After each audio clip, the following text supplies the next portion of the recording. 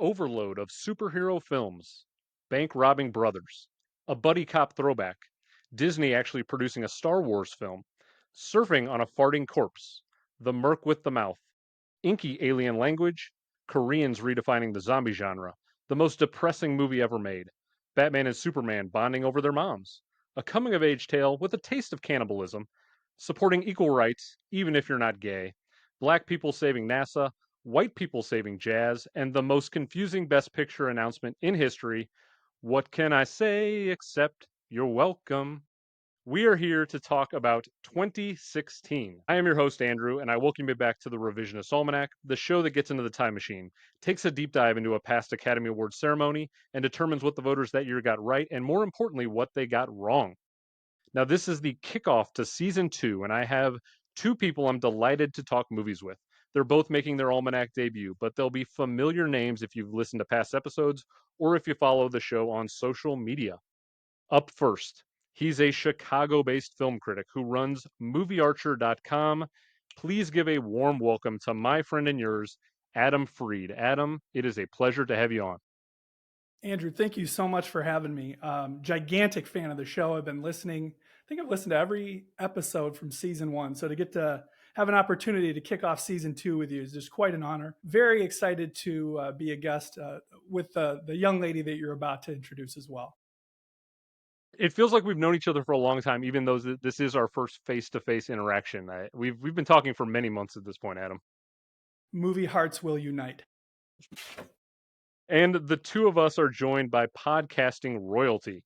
She continued to raise the bar for what listeners contribute to the final portion of each episode throughout season 1, coming to us from across the globe, all the way in Munich, Germany.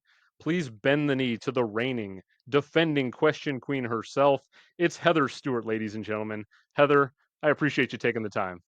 Of course. I've been holding space for the two of you for many months, and people listening to this afterwards or maybe in years to come will be like, what is she talking about? But yes, there we go. It's what I always wanted. Even though this is the first time the three of us have all been together on camera, or for people listening, the first time we've all been recording together, the three of us do have a group chat that's been going for many months now. So there's definitely like a camaraderie and a shared love of movie opinions behind the scenes. So it's not like this is the first time we've all been talking to each other about film. Absolutely not. Yeah, it's good to actually talk in real life. Yes, it is. And we'll see if it gets contentious or not. I don't know. I don't think so. Aw. Adam's giving me a look, maybe. Yeah. He's here for chaos. We'll see how much category fraud Heather pulls off here. We might have to scream across the pond at her. Yeah. I'm here for the category fraud. It's I can justify everything. Okay, well, as a reminder, this show looks back on past Academy Awards ceremonies with the luxury of hindsight to determine what should have won the Oscar for Best Picture, Best Director, and the 4 acting categories. And before we start things off, I hope you'll take time to rate and review the channel on whatever podcast streaming platform you're listening on, as well as finding and following the show on every social media platform using the handle RevAlmanac. All right, so 2016.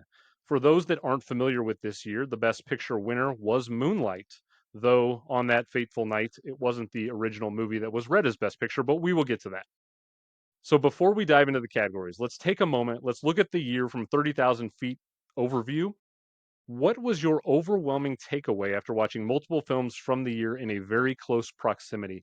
Adam, I'm going to go over to you first. What was your main theme that you saw come out of 2016 after watching everything? I think if I could summarize 2016, it was like cracking open my chest cavity and punching me in the heart. Now, I didn't intentionally rewatch some of the films that I watched from 8 years ago because some of them just didn't work for me. And with the nature of what I've been doing, kind of looking forward at what's to come and new releases, I really zeroed in on the movies that I thought had the greatest impact on me at the time and the ones that I wanted to revisit. And it just so happened that those movies, every single one of them, touched an emotional chord with me in a different way. I don't think I've cried this much doing homework since I took calculus in college. And what an enjoyable level of homework this was.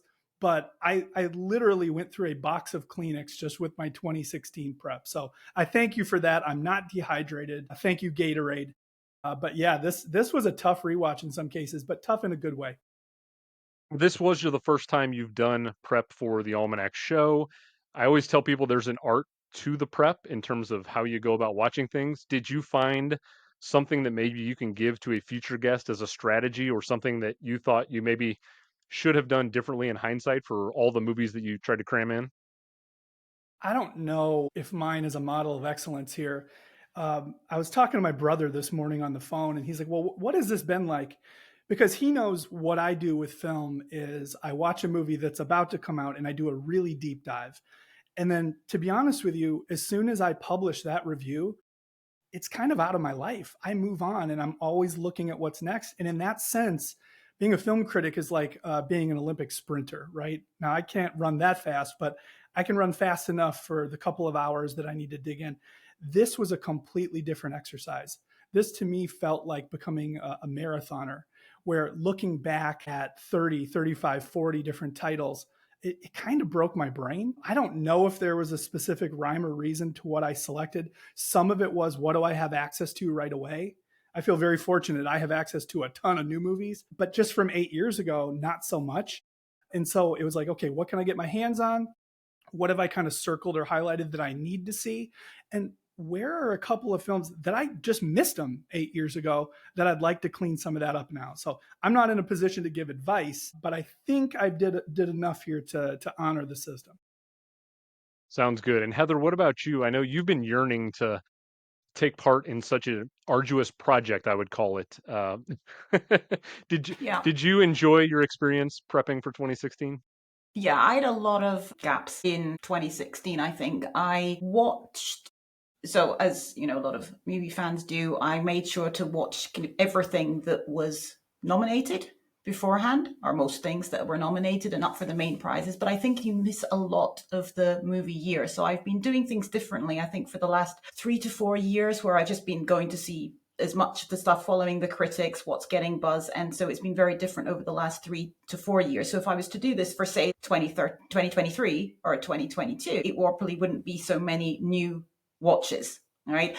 But for 2016, there was so many new watches, and just filling those gaps. So I think there's a few that I didn't get to that I'm going to regret as we discuss what you guys nominate and praise. But yeah, and to what Adam was saying is a lot of emotional films. Good grief. One of the early notes I made in prep was families, just that big, just one word, families. And it doesn't matter what the family looks like, whether it's a traditional family, whether it's a kind of friends who become family, or just what do different families look like? How do the relationships work? I found that was a very strong kind of motto that I was seeing throughout the year. And yeah, I think we're going to touch on this at some point, but given the political situation, both in the US, but also in the UK, we had Brexit in 2016. Yeah.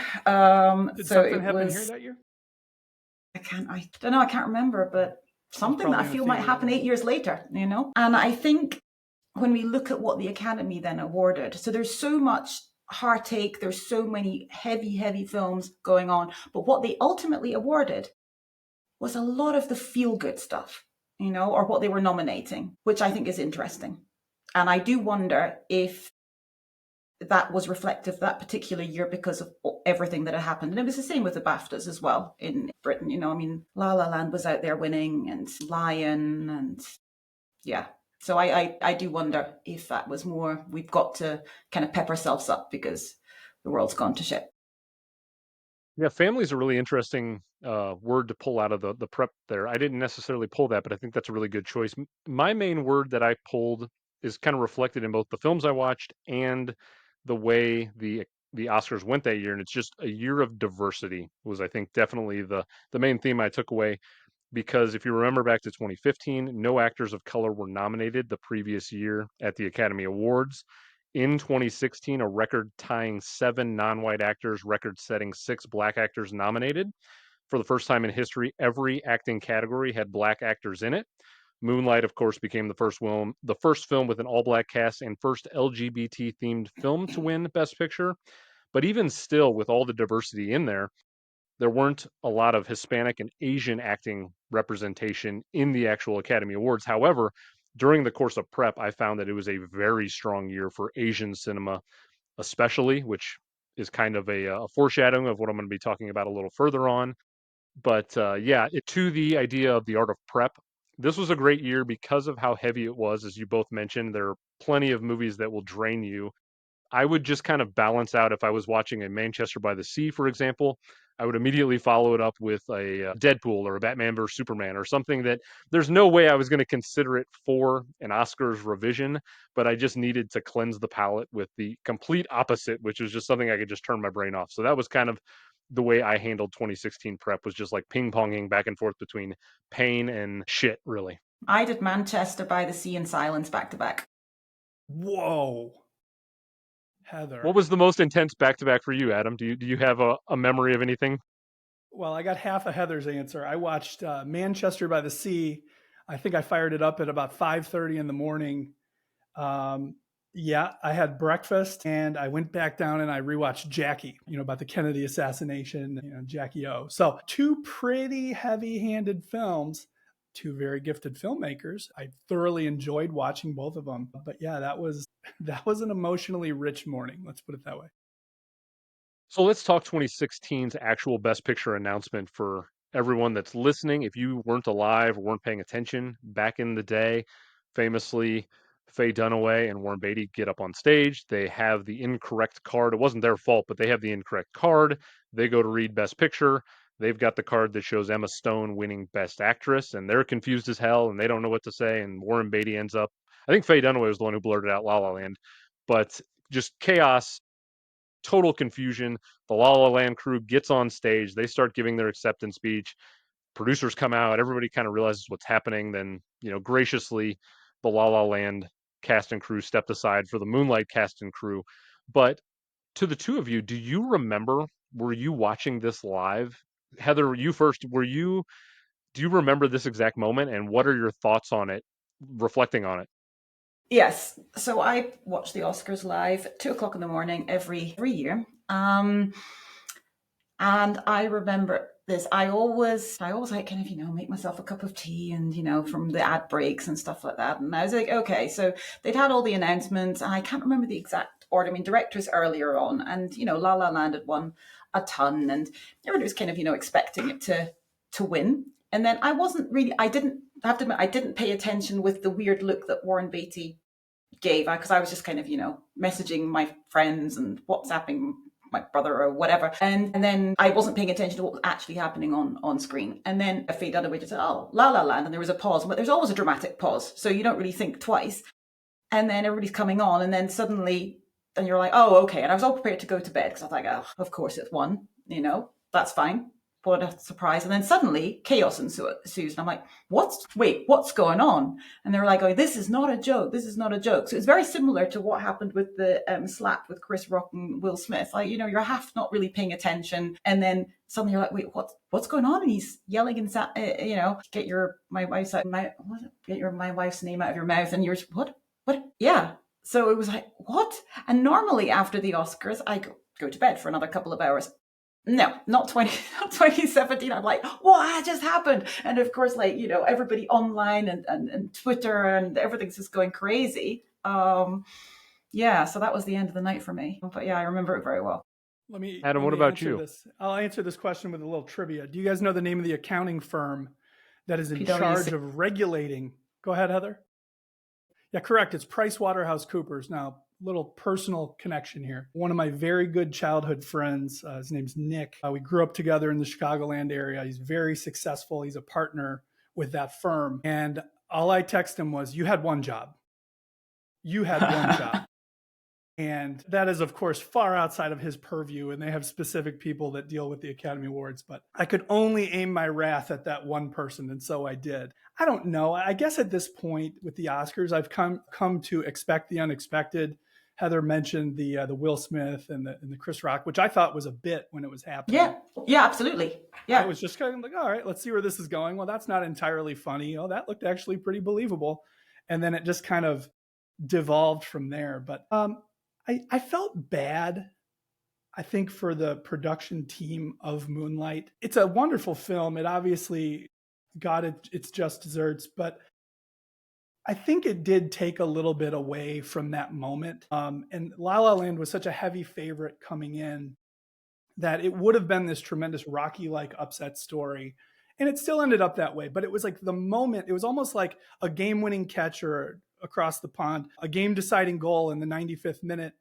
But then you got to go to VAR, right? Or we had to go to instant replay to determine did that really happen? What? And then by the time it settled down, I think it had robbed the moment of a little bit of its emotion. Yeah. And what irony is in a year of such emotion within the films and the filmmaking that it's culminating, its apex of drama was kind of stripped away. And it's too bad, but I got to be honest, guys, only 32 million people watched that Oscars. So it was an all-time low at that point. I think it was the second lowest of the 21st century, something like that. I don't know how many people outside of, people who live within this world like us, I don't think it moved the needle as much as we think it did. That's a good assessment. I do think that obviously now you can go back and watch the 8-minute clip on YouTube, which I've done a couple of times over the last week just to kind of refresh my mind. I feel like there are a lot of people who probably say they remembered it that probably didn't actually watch it, to your point, Adam. Mm-hmm. I have no doubt that the three of us were all very much watching in that exact moment. I remember exactly where I was, what I was doing.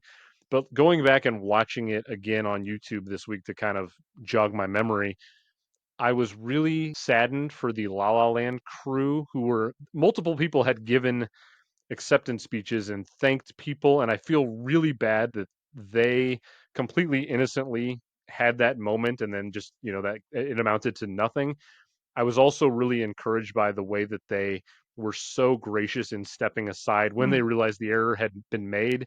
And the biggest visual takeaway from me in rewatching it was the face Barry Jenkins made when the announcement was corrected. He like the shock in Barry Jenkins and the sort of emotion that you could see was about to explode out of him. I was so proud for him as a filmmaker to like have his moment, even though it was kind of sullied in the whole fiasco. I think it was a really grand achievement for such an acclaimed director like Barry Jenkins and a chance to like have his moment. And it was nice to go back and watch it and see that even in the chaos, he was still very happy with what had happened and like was still incredibly moved by the experience, even though it kind of came in less than great circumstances, if you will. I think one thing I also remember, I think it was probably one of the producers of La La Land was so insistent on getting it corrected immediately. There was kind of like people came on stage and there was a bit of chaos and people didn't really know what was going on. And he's like grabbing the envelope out of somebody's hand and is like, no, we need to get this corrected. And then he's the one that goes to the microphone and says, no, Moonlight, is Best Picture. This is not a joke, and he's waving it and showing to the camera. And I think, it's devastating. I mean, devastating. I mean, it's just the movies. But, for him, thinking he'd won, but, being so insistent that they get straight up and get their dues. And you could tell he was kind of angry, and I think, probably for his crew as well, that this could happen. But also, I think to your point, so for the Moonlight guys, they didn't have that big. Yes, of course, it was a surprise for other reasons, but they didn't have that big announcement, the My Eyes See Moonlight, a moment or however, or the wonderful Jane Fonda announcement for Parasite, which was perfect. And I feel Faye Dunaway could have done that beautifully, but yeah. It's definitely one of the all-time Oscars moments, no doubt, which is I'll be curious to see as this episode goes on where we zig and zag with the actual winners, because I think, without spoiling too much, I think it was a really strong year of winners, at least deserving winners in a lot of situations. And this whole best picture scenario kind of threw a monkey wrench in everything, and it's sort of all anyone really remembers from this particular Oscars year. But there's a lot of really good stuff that happened beforehand, which we'll talk about plenty. Let's talk about something else really quickly, and it's going to be new to season 2 that we're going to include in this particular section. This is dedicated to Britt Reinholds Hobson, who's been a guest a couple of times. She liked to use the term elevated Hallmark movies in past episodes. So what that sort of means, and there's a lot of different things that you can describe an elevated Hallmark movie, but it's something that's sort of sappy and overly melodramatic, but it's trying to achieve something a little higher and more artistic, and maybe be a little bit Oscars baity, if I can use that term. So let's throw out a hot take or two here. Are there any movies that you watched? Maybe you didn't watch them, but are there any elevated Hallmark movies from 2016 that you want to shout out? Heather, what about you? You look like you're ready to I jump have my in. list. I have my Okay. list. Right. Apart from the obvious Florence Foster Jenkins. Ding ding. So look, I think it was you that said it, Adam. I had fun with that movie. It's terrible. It's really not very good. But it was fine. Hugh Grant was hilarious. It was fine, but it's not great. I have a couple more that I think are verging on it. We have Lion, which I really do like. So spoiler, I really do enjoy that film, but oh my goodness. I loved that in 2016, and that was going back to, was like, oh my goodness, this is really cheesy. Hidden Figures is very important movie, very important story, amazing women. But oh goodness, the ding ding lines, and maybe they said it like that, but really, Kevin Costner with his hammer, and I think actually he did this, right? The character. So, but like banging in and go, oh, we all pee the same color. And I'm like, yes, okay. Or the very obvious Oscar scene, like, with Tari P. Henson shouting at everybody. It was just a bit, the score, oh my goodness, the score. Yeah.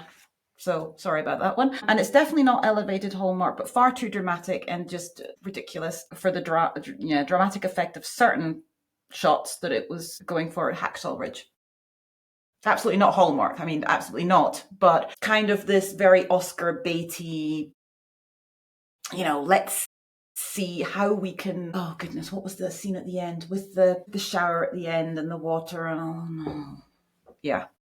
So, but Okay. Adam, what about you? I also want the record to show this is not an indictment on Hallmark movies. no. I think this is just sort of like calling attention to some of these movies sort of could fit that particular description, and then it's not necessarily a bad thing. Adam, what about you? Anything that's elevated Hallmark to you?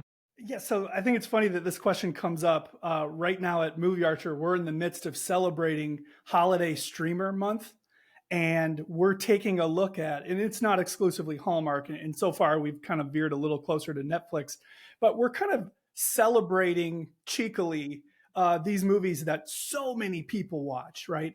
I think Netflix has like 280 plus million subscribers, and 3 of their top 10 last week were all this type of film, right? Now, this type of film doesn't usually get nominated. I think Heather did a great job with her list. Florence Foster Jenkins is a film that I think I enjoyed, sounds like more than both of you, but it is saccharine.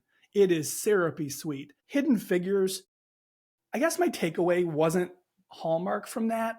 It was a little white savory for me, and even the Costner character.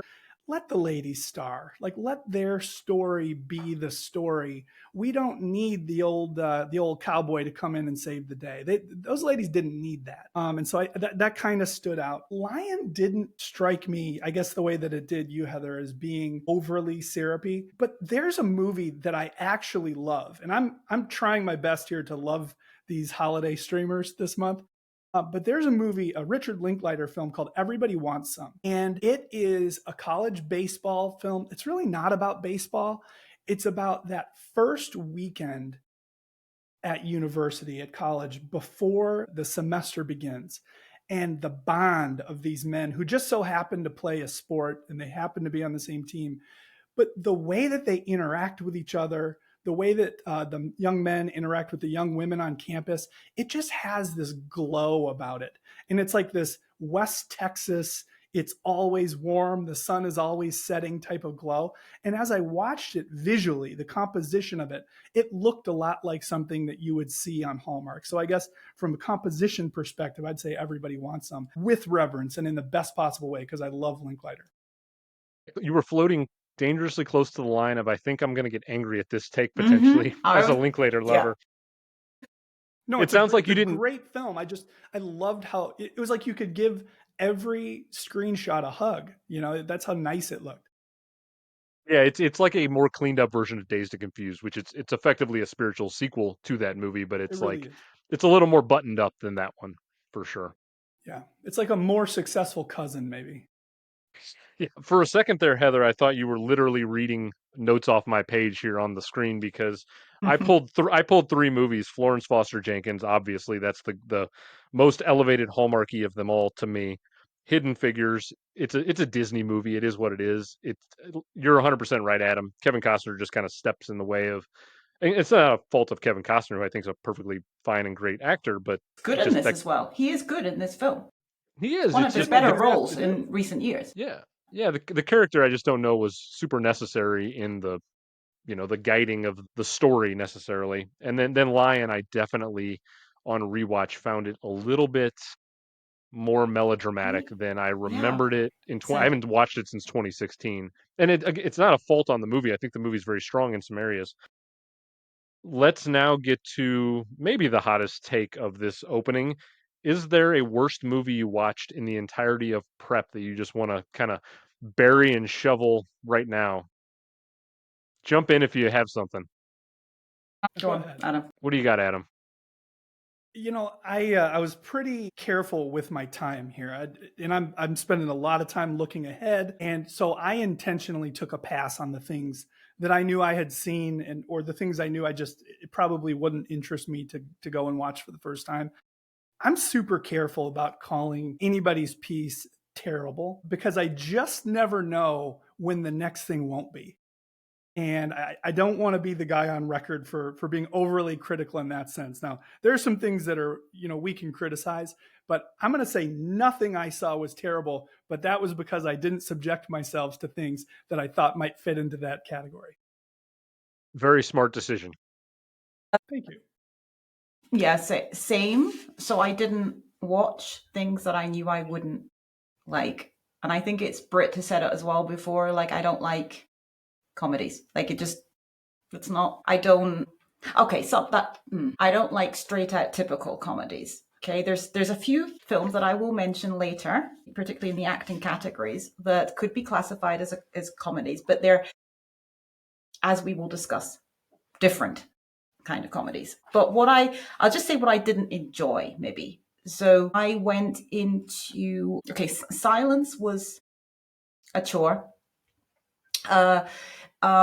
There's lots to appreciate about that film. It's obviously it's wonderfully directed. It's great acting performances. It was a chore, and I know I've seen a lot of people in the questions and comments that we've had leading up to this saying, "Oh my goodness, Silence is great. Scorsese's best." Okay, that's just maybe it was quite painful. Maybe I shouldn't have watched it straight after Manchester by the Sea, but yeah. Can That I was a jump in on choice. Silence really quick? That was a choice. It was a choice. It was.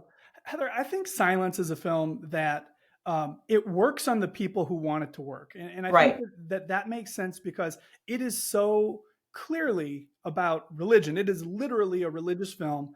I don't know how well, Christianity suffering from religious persecution is going to fly in 2016 to 2024. But the people that want to be moved by a film of that nature are the same people who will spend their Wednesdays and their Sundays in service of whatever service that might be. And I'm so glad that Scorsese is one of the filmmakers who is willing to wear his religious heart on his sleeve. And Absolutely. it's there for the people who want it. It's there for the people who need it. And to your point, it's beautiful. I mean, the frame composition is the work of a master. It's painfully redundant at times. And I think sometimes, the Christ symbolism and some of the things that we see in that film, we got it the first time we saw it. And there it was 6 times over. And so probably a little closer to you, Heather. It just, I think I understood everything I needed to understand from Silence in the first 90 minutes. I don't know if I needed the next, hour and a half on top of that. Okay. I don't know if this is going to show up with any of you, but I really didn't enjoy Patterson, and I really wanted to. I listened to a few podcasts. I didn't have it on my radar at all. And then I was listening to a couple of podcasts looking back at 2016 and people like listing their favorite films or their favorite performances. And Patterson came really high on a couple of lists. I was like, quickly, we're adding this to the list. I need to go and watch this. Oh dear. I mean, I like people talking in rooms, but they have to be talking. They have to be doing something, and something needs to happen. But I think that was the whole point of this film. And again, I totally understand why people got something out of it. I totally get it. I then read a lot of reviews and was like, oh, okay, well, okay, fine. It just didn't resonate with me, and I think that's fine. My goodness, the girlfriend, wife, it was.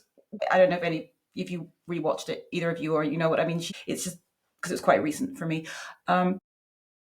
It was just so irritating, so irritating. I had to get through that film. Everybody gets something different out of film. I got nothing out of this. I understand why people did enjoy it. Everybody's tastes are different, and that is good. But that was quite a disappointing watch. I think maybe if it hadn't been, I hadn't, listened to these podcasts, read these reviews, and gone on to it with such expectations, it might have been different, actually, I have to say. Because at the end of the day, in a film like Certain Women, nothing much really happens there either. But I did enjoy that one. So, yeah. Did any of you watch or rewatch Patterson? I intentionally did not. Right. I've seen it before, but I felt no need to go back and dig it up again. Okay. Yeah. Adam, have you seen it prior? Thing. Yeah. It was, and remains a gap in my knowledge. It's a perfectly average Adam Driver performance and movie. It's fine, yeah. It's aggressively fine. With Silence, I'll quickly mention Silence because Silence isn't going to come up, I don't think, anywhere for the next couple hours we're doing this. I have increased my appreciation of Silence on a couple of rewatches over the last couple of years. I'm not religious by nature, but I can appreciate. I grew up, in a Catholic community, and I appreciate religion for what it is and what it does for people. I think that I agree that I appreciate Scorsese wearing his religion, his Catholicism, his Christianity on his sleeve, and I do think he's done an interesting job over his career of telling stories about religion and his experience dealing with his own religious perspective. And so I can appreciate Silence in the lens of, like, along with The Last Temptation of Christ and other movies he's made in that vein, but it is way too long. There's no need for that movie to be as long as it is to tell the story that it's telling. And I'll never understand. I've said this before on social media. I don't know why Liam Neeson's on the cover of that movie, because that's an Andrew Garfield movie kind of through and through for me. I mean, that's Garfield's the star of that show, and every time I go back to it, I'm like, why is Liam Neeson on the cover? He's not really that prominent in the movie. Hacksaw Ridge is not great to me. I think Mel Gibson has directed better. I just think it's a in the war film genre. It's just, I know who it's appealing to, and I know certain people who love it. It's just not my take. And then I have nothing against Stephen Frears. Florence Foster Jenkins is not up my alley. It's not my kind of movie. And that's a GIF nomination to Meryl Streep. I'm sorry to say it. That movie is all... Like, tick a box. Meryl has a film this year. Just put a pin in that. Maybe we're going to revisit. We might. And she's not going to come up on my list. I'll say that. I'm not dogging Meryl Streep. She's an icon. She's a GOAT. But that is a GIF nomination to me. All right. Well, let's head You're towards all sleeping on Howard from The Big Bang Theory. Let's head towards the categories, but before we get into them, it's worth mentioning if Adam, Heather, and I all agree with what actually won any of the Oscars in the 6 categories we're going to talk about, that pick's going to skip the online vote and it's immediately going to go into the Almanac. We're going to list off what was actually nominated and won in each category. We're going to wipe the slate clean, and then we're going to give our own nominations and our own winner. So are you ready for categories? Let's do this. Go right. All right, let's start with Best Supporting Actress. Right. So the actual nominees in 2016 were Octavia Spencer for Hidden Figures, Nicole Kidman for Lion, Michelle Williams for Manchester by the Sea, Naomi Harris for Moonlight, and winning the gold statue was Viola Davis for Fences. It's also worth noting that Viola Davis became the first African American actress to garner 3 Academy Award nominations after Doubt in 2008 and The Help in 2011. And her win also made her the first African American to achieve the Triple Crown with an Emmy, a Tony, and an Oscar And Octavia Spencer became the first African American actress to be nominated for an Oscar after having already won. So, quite a bit of history going on in this category this year. Heather, even though it's your first time on the show, you've been one of the more ardent listeners all the way back early into season 1. So, I'm confident you can start us off on the right foot. Why don't you give us your nominees and your winner? All right, okay. I noted all these down and then forgot to put them in alphabetical order, so hopefully that's what I'm Order them going how to you try and do. please. No, Now, hold on, I'm going to Heather, are your try. notes still handwritten? Because you have a beautiful calligraphy. There they are. Now, I just want everybody at home to see. Credit to the queen of questions for handwriting almost from the queen's pen. Are you left-handed or right-handed? Right-handed. Yeah, you can't be a lefty because that would smudge all the way across the page now. I've been suffering with that my whole life. So I'm just not, thank you very much, but I'm just old.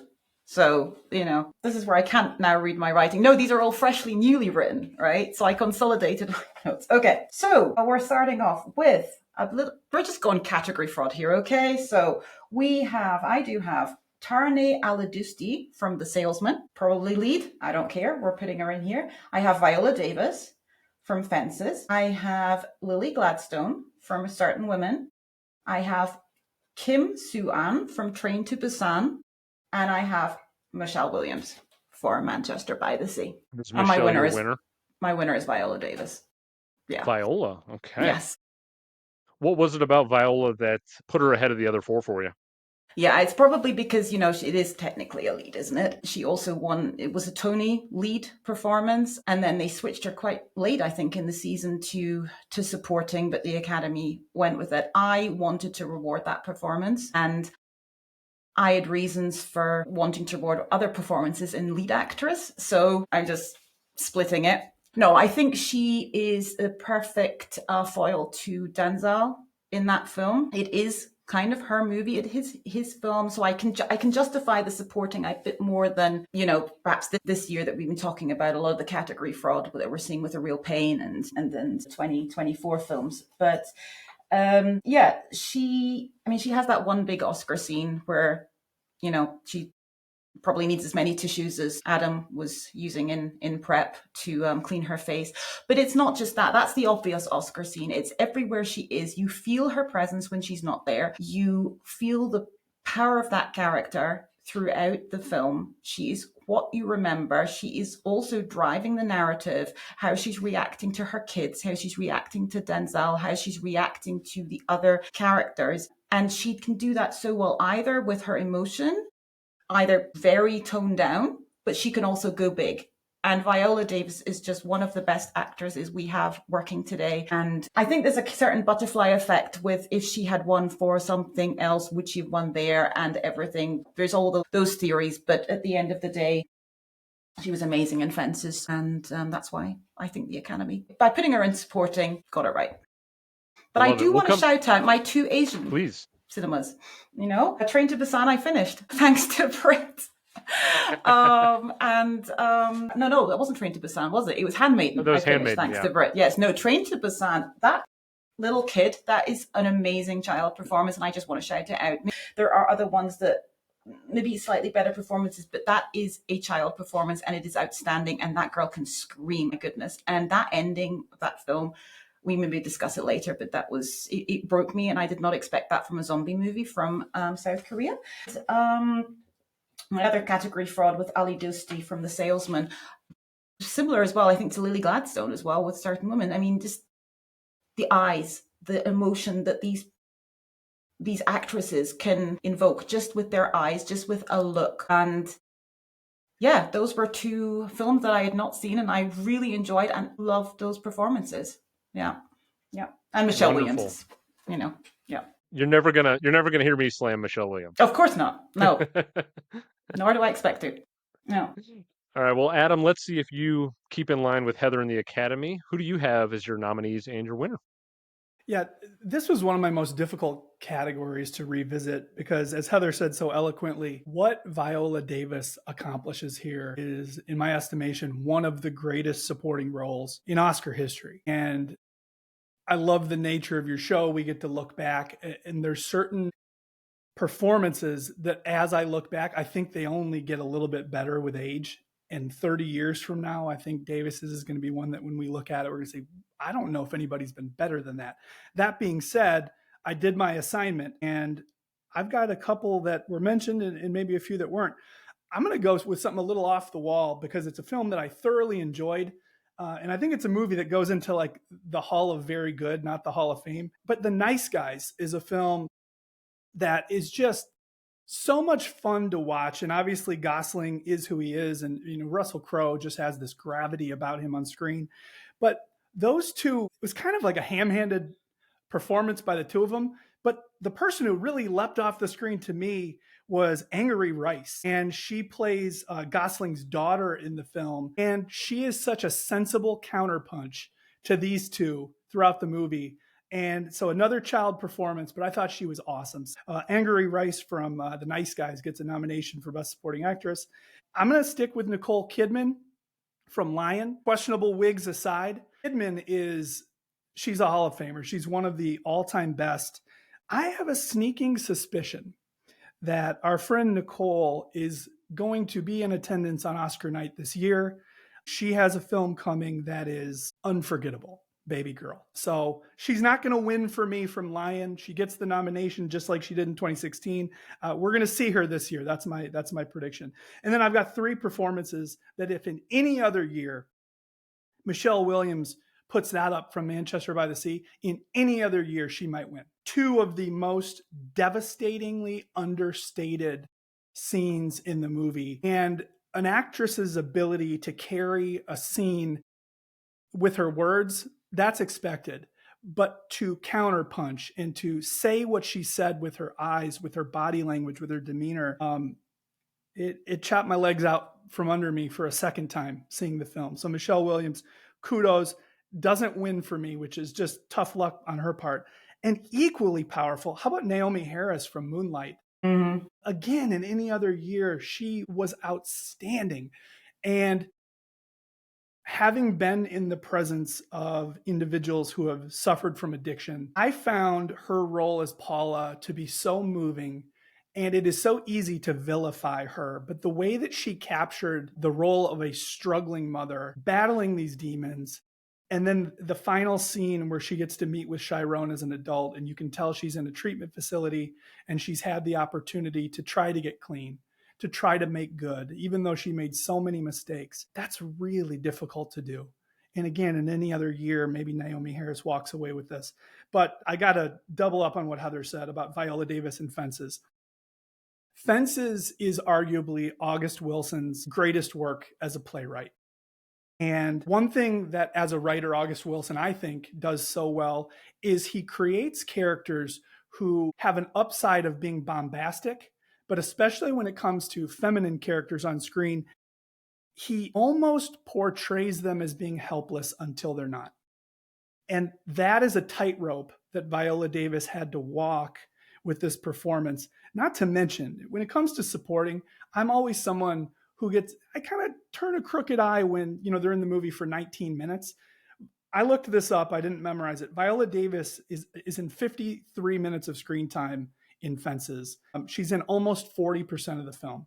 That's a ton. She is a powerful ingredient. She's acting up against Denzel, who's another very powerful ingredient, and she matches him lick for lick.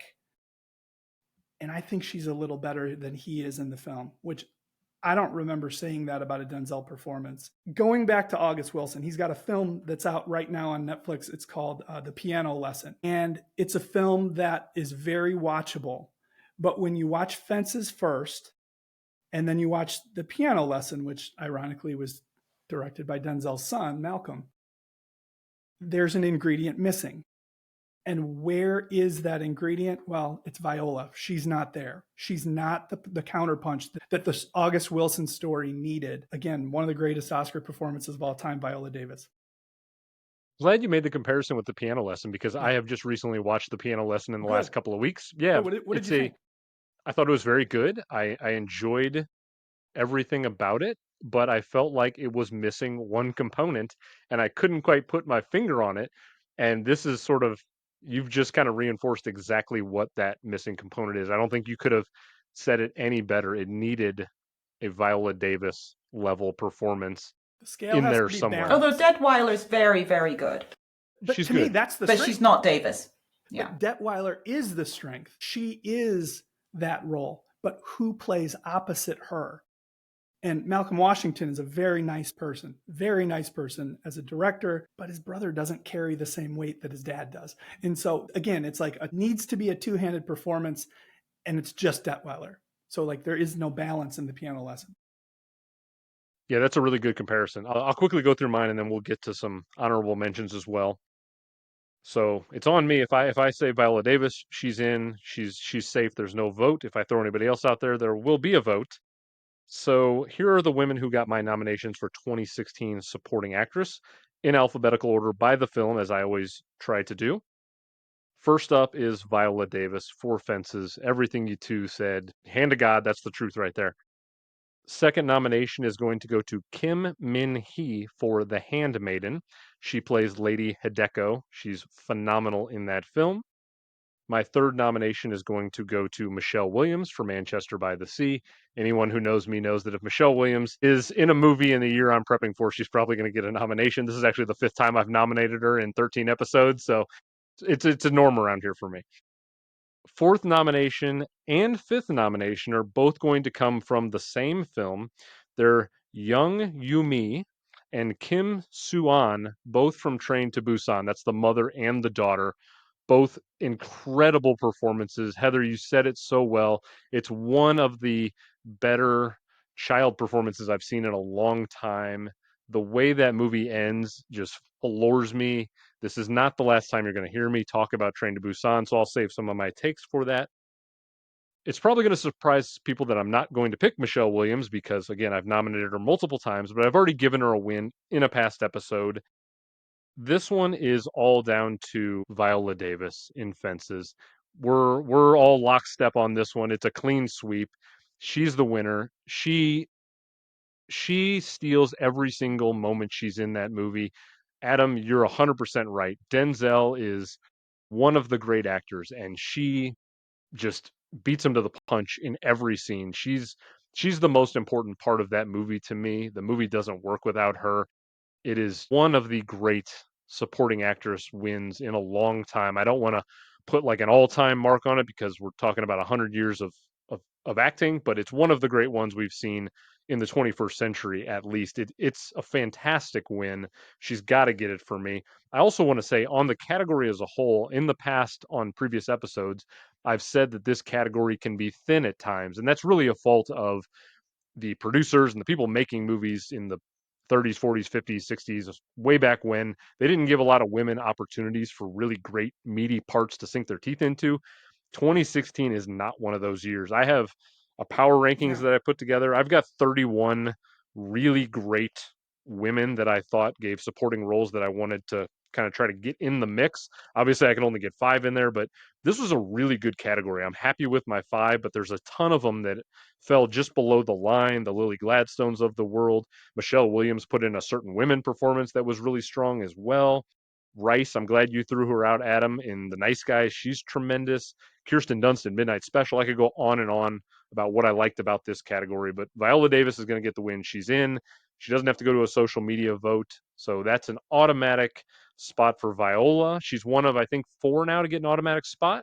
J.K. Simmons in Whiplash, Spielberg for directing and Saving Private Ryan, and then Christian Bale for The Fighter were the No, 3. And no, we got no, that wrong. We discussed that once, and we we went up did. What against was? somebody put in Jeremy Renner. Oh, that's right. That's right. Mm-hmm. There was one other. Yeah, I I think thought it this was is the Bale too. Should have been, yeah but yeah. But Viola's in there was one rare other air one. for the Almanac. Yeah.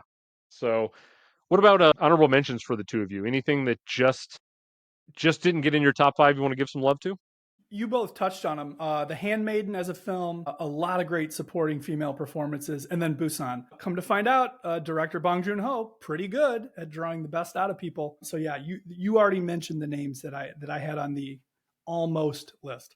Yeah, I almost put in Nicole Kidman. In fact, when I did my kind of list based on what if I did it now without rewatches and without maybe watching too many new things, I had Kidman in there. And she was a late moving out, as was Naomi Harris. I also think that Janelle Monáe had a great year. Yes. she was one of the, heart and soul of Moonlight. She was such a beautiful character and a beautiful person in that movie, and she was, a ray of light in Hidden Figures as well. I just love her. That character, where I didn't find so they didn't go into that woman as much as they did the other two, I felt, and it was, generally felt a bit of a lighter role, but I think she had a great year, so I'm shouting her out, as did Greta Gerwig. I thought she was great in 20th Century Women and in Jackie, where it's like, whoa, jump scare. I was watching Jackie like 3 days ago, and I went, I don't remember her being in this, but yeah. And I think I mentioned to both of you the other day, there was one woman that I almost wanted to put in for one scene, literally one scene, and that was Laura Linney for Nocturnal Animals, because she killed that 1 2-minute scene that she was in as that evil mother playing opposite Amy Adams. But I was like, yeah, this is a bit silly, just for like 2 minutes. But that was who I was referring to when I made that comment. Andrew, you've done a lot of episodes of this show now. You have to go through like waves of regret. Sometimes like a name or a film will get brought up and you're like, God, I didn't get back to it. Heather, you just mentioned Nocturnal Animals, and I instantly was angry with myself that I didn't get a chance to rewatch it. And I remember enjoying it so thoroughly way back in 16. And I learned all about Tom Ford, and I got to his fashion website, and I was just enthralled that this guy was so multi-talented. And I'm mad at myself that I didn't rewatch it, because in our next category that we're going to get to, there's someone that I didn't put in that I wish I had. Nocturnal Animals, my very last rewatch last night. Good for you. Yeah. But I was fairly sure I was putting it in, because I loved it in 2016 too. Right, though, that there's always, I'll go back like a few months later and I'll find a movie from a particular year that I've already covered on the show, and I'm like, man, I really wish I would have. In hindsight, I like it's a never ending process, which is why this show will probably live on for a good while, because I could always go back to a year again and probably unearth some stuff. So there's a lot in there.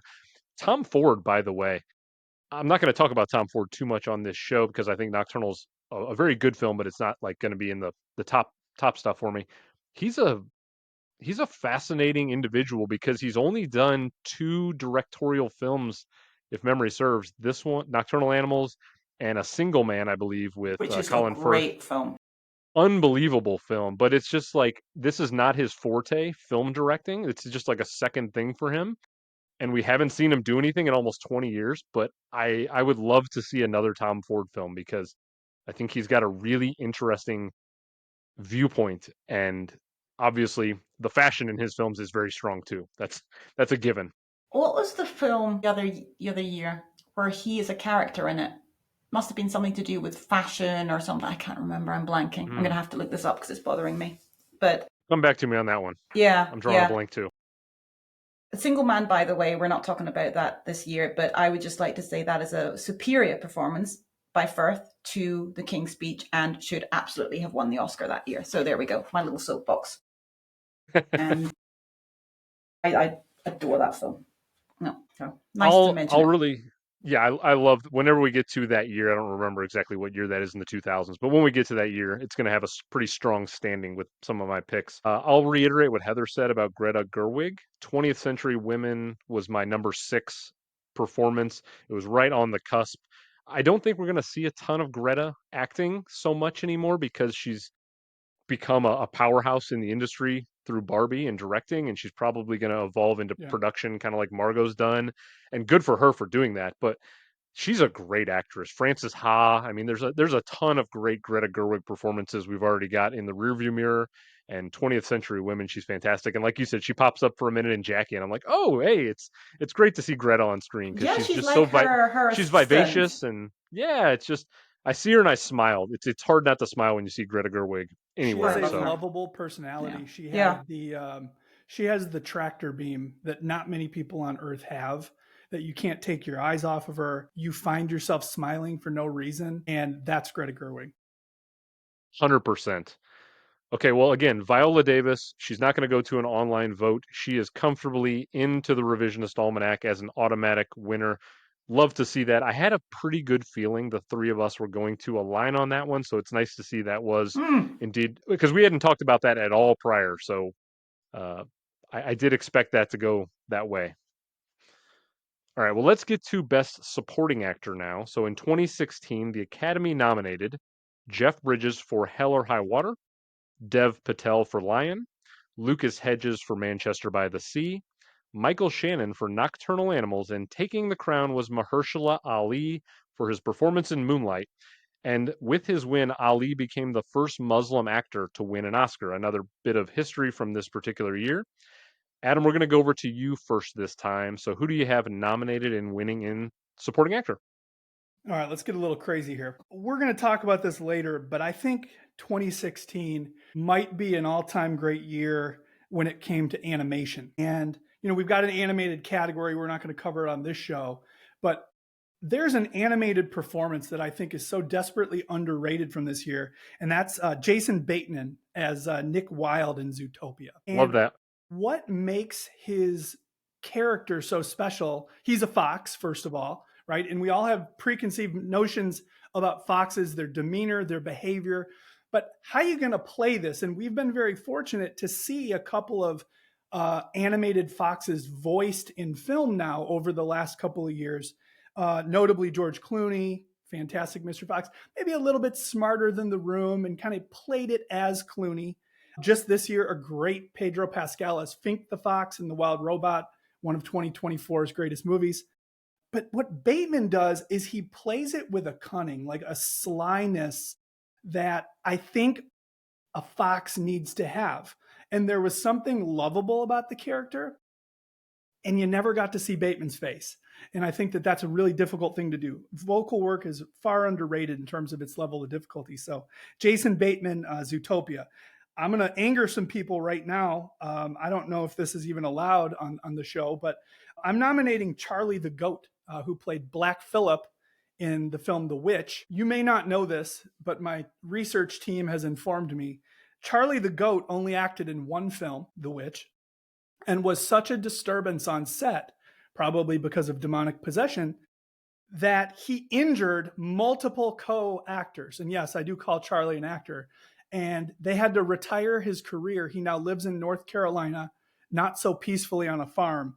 But anybody who's seen The Witch, and I know, look, there's people out there that are going to listen to this and they're going to say, The Witch was covered on the 2015 episode. This isn't category fraud. This is calendar fraud. And to those people, I say, you better check your facts, because The Witch showed at Sundance in February of 2015 and didn't come out in America until February of 2016. So Charlie the Goat had to wait an entire year. And this young goat was already retired by the time this thing hit cinemas. So he gets the nomination. One of my all-time favorite animal categories. So we've got a human who played an animal. We have an animal who played a demon-possessed animal. And then we're going to get to a movie named after an animal, which is Lion. And of course, the co-star that I'm talking about, the supporting actor, has to be Dev Patel, who plays Saru. And the only thing I'm going to knock Patel on here, it's not his fault. He doesn't appear in Lion until the 52-minute mark. And I like this movie a lot. It needed more Dev Patel. And every morning when I wake up, I brush my teeth. I have no hair to comb. I was like, you need more Dev Patel. That's what we all need. And so Dev Patel, outstanding in Lion. He's not going to win for me because I needed more of him. That's not his fault. By the way, Dev Patel should be the next Bond. Heather, thank you. Yes. Yes. Are we going to get serious? Broccoli family, are we going to get serious? Yeah. Can we stop messing around? He's right there. Come on. He's right there. He's British. Right, he's hot. there. He can do action. Thank you. Oh, I didn't notice he was attractive. Heather, something you'd like to tell us? That's all right. I did. There we go. Now, Andrew already mentioned our friend Mahershala Ali in Moonlight, and Ali's performance is outstanding, but he's going to fall victim here to the exact opposite of what I talked about from Viola Davis. He is in a total of 20 minutes of Moonlight. I rewatched it yesterday. I had the stopwatch going. 20 minutes of Moonlight represents 18.5% of the film. Now, that 18.5%, he is tremendous. tractor beam, right? Definitely deserving of the nomination, but he's not going to win. Juan's not going to win in this one because I've got to take Jeff Bridges in Hell or High Water. Ooh, and here's why. okay. Yeah, that's all right. Here's why. Because everybody's enjoying the work of Taylor Sheridan these days, right? And Yellowstone is a monumental success. A lot of people have been watching the new show Lioness. People have enjoyed Wind River. Sicario is a classic film. Taylor Sheridan is probably the hottest film writer and TV writer on earth right now. And what makes his work so good is that there's like a rugged grittiness to it. There has to be a hard edge to his characters. There has to be a yin to a yang. And there has to be something lovable and hateable about his characters at the same time. There's got to be this duality, right? And Bridges masters that as Marcus Hamilton. And I know that this is an upset, and I know Heather's eyebrows almost went to the top of her head when I said this. But with Taylor Sheridan's dialogue, Jeff Bridges for Hell or High Water is my winner for Best Supporting Actor. So we had category fraud. We had calendar fraud. Correct. We had an animal. We had an actor playing an animal nominated and Correct. an animal nominated for playing an animal. Correct. You were a true trailblazer, Adam, and I Wow. appreciate you for that. I've got to applaud the Charlie the Goat because, especially in the wake of Messi the dog from Anatomy of a Fall, animal acting is a real thing, and people need to accept that. And that is an incredible pick. So, thank you for shaking things up a little bit on that one. When you Adam. get to 2023, Messi is straight in there. He's right there. That's right. That's right. Best, him and the boy, the best part of those films. That film's great, though. But Anatomy is a wonderful film. That is a great film. I'm gonna go now, and we're gonna close things out with Heather. So let's see where I go, and then we'll continue on from there. So here are the 5 gentlemen that I have in supporting actor. First up, I have Stephen McKinley Henderson for Fences. Incredibly underrated actor and incredibly underrated performance in that movie. Loved everything about him. Most people are familiar with him now, probably from Dune Part 1 at least. Second nominee is going to go to Jeff Bridges for Hell or High Water. Everything Adam said, 100% true there. Third nomination is Mahershala Ali for Moonlight. He's incredible. Nothing negative to say about Mahershala. Fourth nominee is going to go to Aaron Taylor Johnson for Nocturnal Animals. He is just devilish in that movie, and I'm a big Aaron Taylor Johnson guy to begin with, and I loved what he did in Nocturnal Animals. Fifth and final nominee is going to go to Daniel Radcliffe for Swiss Army Man. This is my wild card pick. It's way off the board. Yeah. What Radcliffe has to do in that movie, playing a reanimated corpse, and the stuff he does with physical comedy with his body is really incredible and worth noting. And so I had to get him in there because I loved it. As tempted as I was to pick Daniel Radcliffe as my winner just for the audaciousness of what he's doing there, it came down to 2. It came down to Mahershala Ali, and it came down to Jeff Bridges. My issue with Mahershala Ali is exactly the same as Adam's. He's just not in the film enough for me, and he's really great in that movie, but I think the movie entirely hinges on the 3 gentlemen that play the lead character Black, and Naomi Harris, of course, but the 3 lead characters are the most prominent parts of that movie. And the problem with those 3 lead characters is they're all segmented into about 30% of the movie, and so none of them get to really feel the weight of a true lead. So they've all kind of cannibalized themselves in this supporting category, unfortunately.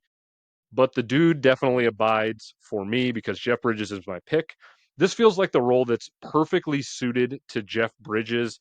He can play the Texas con man, and he can be sort of like very candidly racist, yet also still kind of lovable and affable. And you can tell that he and his partner have this give and take, and he can sort of be mean and, take shots at him. But he, as the course of the film goes on, you can tell he has a real love of his friend. And the final scene of that particular movie between Jeff Bridges and Chris Pine is extraordinary.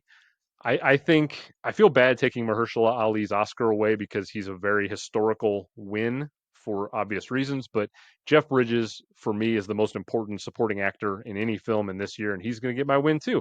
I thought I was going to be completely alone in picking Jeff Bridges, so it's nice that So did I. Adam and I are right there.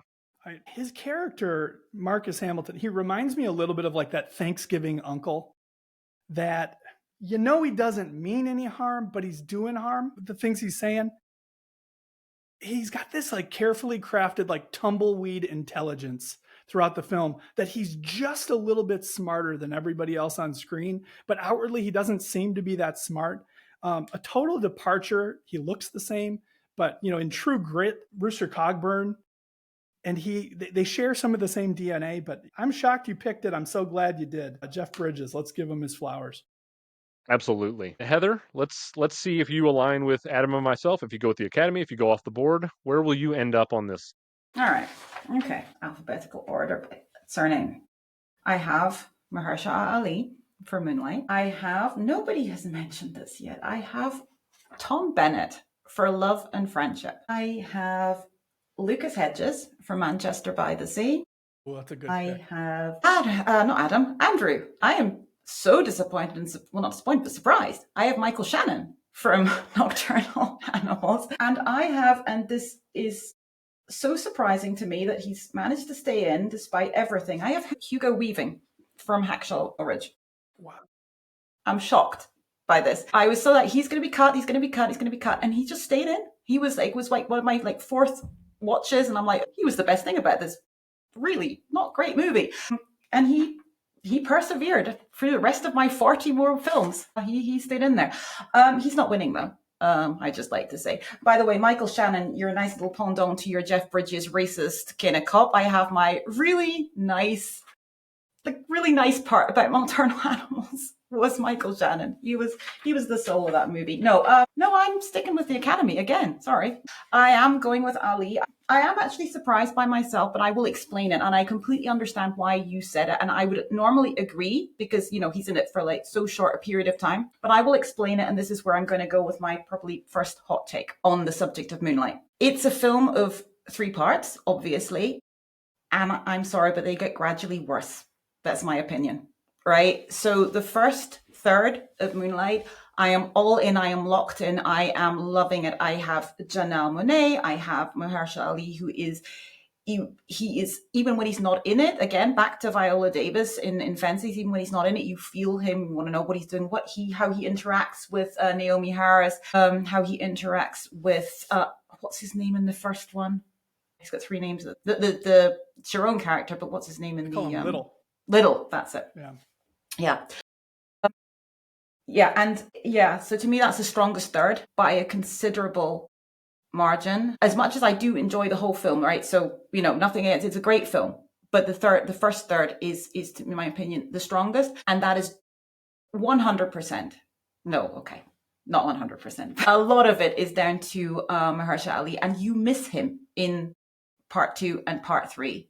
The Juan character, and that is why I'm kind of surprised at myself, but I ultimately did stick with that. It does appear that you have completely omitted Jeff Bridges from your 5. He was my how low was second he? Cut. Okay. 7. Okay. So you don't take huge issue with Adam and I having him? Absolutely not. No, I actually had him noted down until I rewatched, until I had a first watch of Love and Friendship, and just because I think Tom Bennett is so fun. He just steals every scene he's in. I mean, of course, I'm sure Bridges ultimately, probably, if I'm to look back in this in a year's time and say, actually, yeah, Bridges, maybe Aaron Taylor-Johnson should have been in there, right? Those are my 2 first cuts. And I had to rewatch Nocturnal Animals, and then Shannon was in it, and I fully expected to get rid of Weaving, but no, so I had Aaron Taylor-Johnson, I had Jeff Bridges as very, very close. And I was umming and ahhing between Aaron Taylor-Johnson and Michael Shannon for Nocturnal Animals. And the reason I went with Michael Shannon is, again, because the guy had a great year. He was in obviously in Loving, because he's always in Nichols films. He was in A Midnight Special. He was obviously the lead of that, also a great performance. And so I think that's what swung it to Shannon. I know we should, base it on the one film, but let's be honest, the Academy doesn't. So that's what gave him slightly the edge. But yeah, as again, couldn't really decide between them. Question, and potentially ignorant on my part. How well does the dusty Texas lawman play across the pond? Clearly, you grew up in Scotland, you live in Germany. Is there a cultural point of connection to a character like that for you, or is that something that is so distinctly Americanized that it makes it kind of hard to feel that role for you? Yeah, it might be some of that as well. So actually, I didn't mean to say this. To me, Jeff Bridges in that is pretty much how Jeff Bridges is in a lot of films. Okay, so it's very much that Texan or Southern drawl, that kind of character, you know, maybe he's chewing on tobacco in one scene or puffing away in a cigar in another, you know, so it feels, and we'll get into this, I think, in another category. It's going to be a comment I make about some other person. I do feel that Jeff Bridges, as talented as he is, as wonderful he is, does sometimes feel that he's paying that kind of like stereotype, but that it may just be me or it may just be the British side of it, which is maybe also why something like Tom Bennett I can just laugh hysterically at, because that is just so inherently British and awkward and just so embarrassing and cringe that I just don't think translates for you on the other side of the pond. I would agree with that. I think there's something about Bridges' performance in Hell or High Water, though, that carries a little bit of a British sensibility. There's this keep calm and carry on. There's this stiff upper lip. And throughout the entirety of the film, there are some horrific things that he's investigating and he's chasing down. And he never emotes other than lovingly taking shots at his partner until a catastrophic event takes place and all of that cracks away. And as soon as all of that cracks away, you get to the real soul of who he is. I don't know. To me, there's more than one note being played in the character, which is why I was so drawn to it. I noticed something, and this kind of defending what you said about Mahershala Ali's role in Moonlight, Heather. Did you notice in part one of the film and part three that Little, who eventually becomes Black, he only has one positive male role model in his life, and he happens to be Juan, who's a drug dealer, but seemingly a good person. He goes out of his way to care for this little kid. And that when we see Black as an adult, Chiron has essentially just become Juan. He's replaced him. And I think what we're seeing evidence of there, and this is, you know, Barry Jenkins probably at his best, is that when you are void of role models, you are prone to become anything. And especially in the 80s, especially in the Miami with all the drug culture that was going on, young boys were so desperate for male leadership in their lives that we see it. It's never talked about, but it's so clear that they're even wearing the same head covering. He's driving a very similar car. He's working in presumably the same profession. And I think all of those reasons really support your choice. Although Ali wasn't in the movie a lot, he had a tremendous impact on other characters. Exactly. I thought for sure Ali was going to be my win pre-prep. Just it's a great performance. I don't feel bad. It was my number 2. I don't feel too harsh having it second. And I think when we get to the vote, because we're only looking at 2 options when we get to the vote, I think Mahershala Ali, in all honesty, is probably going to win the vote. Agreed. But I'm happy to put Jeff Bridges up there alongside it, and I think either gentleman will be a worthy revised winner depending on what the audience listening decides upon. Heather, you've given us a couple of your honorable mentions. Adam, anything just below your 5 that you wanted to give a little bit of love to before we move on? Yeah, I'm so ashamed of myself that I didn't rewatch Nocturnal Animals. I know I mentioned that. Aaron Taylor Johnson, if I remember correctly from 8 years ago, is outstanding. I'm really glad that his name was brought up. And I am not going to be allowed in the city of Chicago for ages now because I've left Michael Shannon off of my list. He is a massive supporter of the Chicago International Film Festival. He is a champion for the city, and he is a delightful person. What a tremendous human being. Talented actor, but really, really good person. So Michael Shannon, with apologies. I can't believe I left him off, but I did, and I'll have to live with that until my dying days. Let's hope this doesn't make it to too many people in Chicago when it gets to social media and things like that, or you'll have some splaining to do for It sure. might be too late. Or invite for the festival, like It's over. Yeah, next year. I'm fired. Yeah. Heather, I know you're as surprised as anyone that I didn't pick Michael Shannon in my 5 because I still contend to this point my favorite win of season 1 was Michael Shannon in Take Shelter. I nominated him in the 2011 episode. I love that film. Couldn't believe that he won the online poll for such a small scale movie. He was my 6. I just didn't feel like Nocturnal deserved to have 2 nominees when I kind of wanted to spread the love a little bit. And the other nominee that was on the bubble, but he just wasn't in the film enough for me, was Andre Holland in Moonlight, Oh who yeah. he's in the third act, and he's he gives a lot of emotional weight to that movie and brings a real sensitivity to that character that I just found incredibly inspiring and nice to see in that particular story. So really liked what Andre Holland did. But we're looking at two people that you can choose when we get to social media. So you can side with Adam and myself. We both have Jeff Bridges in Hell or High Water, or you can side with Heather and the Academy, who both have Mahershala Ali in Moonlight. Two tremendous options, and I think again, whoever comes out of that one, a deserving revised winner. No problems there. Let's get to Best Actress now. So the nominees in 2016 for actress were Isabelle Huppert for Elle, Meryl Streep for Florence Foster Jenkins, Natalie Portman for Jackie, Ruth Negga for Loving, and the winner on that night was Emma Stone for La La Land. I'll kick things off, then I'll go over to the two of you to wrap up the category. All right, here are my nominees 2016 Best Actress. I had to do a little bit of a pronunciation practice because I've got some tricky names here, but here we go. First up, I've got Amy Adams for Arrival, for a science fiction film, which rarely gets a lot of love when it comes to Academy Awards recognition. Amy Adams gives a powerhouse performance in Arrival. If you want to hear me talk about Arrival, go check out the Film vs. Film podcast with my buddy Martin. We did a giant Denis Villeneuve special with Sicario and Arrival, and I sung Amy Adams' praise over there. So hear me talk about her there. Next up, I've got Kim Tae-ri for The Handmaiden. My third nominee is Natalie Portman for Jackie. My fourth nominee is Emma Stone for La La Land. And my fifth and final nominee in this category is Garance Marillier for Raw. I don't know if either of you got to the film Raw, but I read the synopsis and decided not to. yeah, it's not for everyone. So, Adam, did you get to Raw before I jump into my winners? I did not, but I was just Okay. kind of wondering, touch on her performance here for a second. For people who aren't familiar with the film, what was it that she did that had you singing her praises? Yeah, so I don't want to spoil too much about the film because for anyone who's not familiar with the film Raw, it's by director Julia Ducournau, who also did Titan, which came out a couple of years ago, and that's another wild bonkers film. She's a very brave, strong female French director who is not afraid to push the envelope with body horror.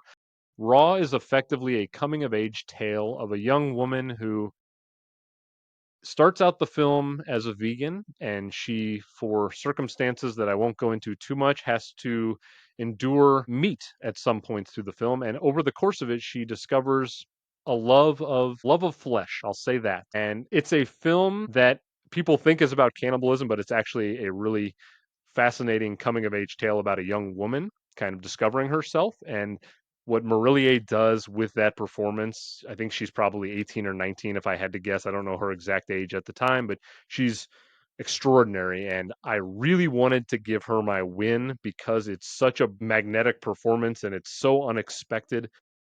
However, I think the clear winner in this one for me is what the Academy picked. I think Emma Stone in La La Land is an incredible win. I think Emma Stone's on the trajectory towards all-time greatness after the win in Poor Things, this win.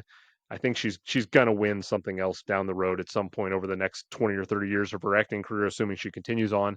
But I think La La Land is probably for a lot of people the movie they most associate with Emma Stone, and I think for good reason. She's wonderful in the movie. I know a lot of young women who found an incredible connection to that character and the idea of aspiring to be a Hollywood star or whatever the case may be.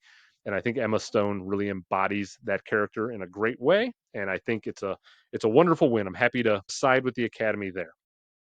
Heather, let's go over to you now and see if you deviate at all or if you stick with the Academy and myself. All right, here we go. I have absolutely no surprises to anybody. I have Amy Adams for Arrival. I have, what do I have next? I really like this movie. I have Kate Beckinsale for Love and Friendship. I have Annette Bening for 20th Century Women. I have Isabelle Huppert for Elle.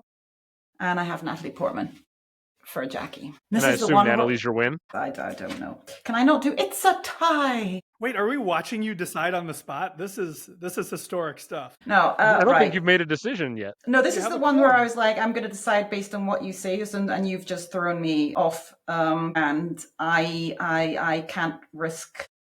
Yeah, I can't risk this, so I'm going to go with Amy Adams. Good So choice. yeah, it was absolutely 100% between Adams and Portman. For me, I mean, Benning, it's actually a really strong category. The Academy also had Ruth Negga in there, who also great, very understated performance.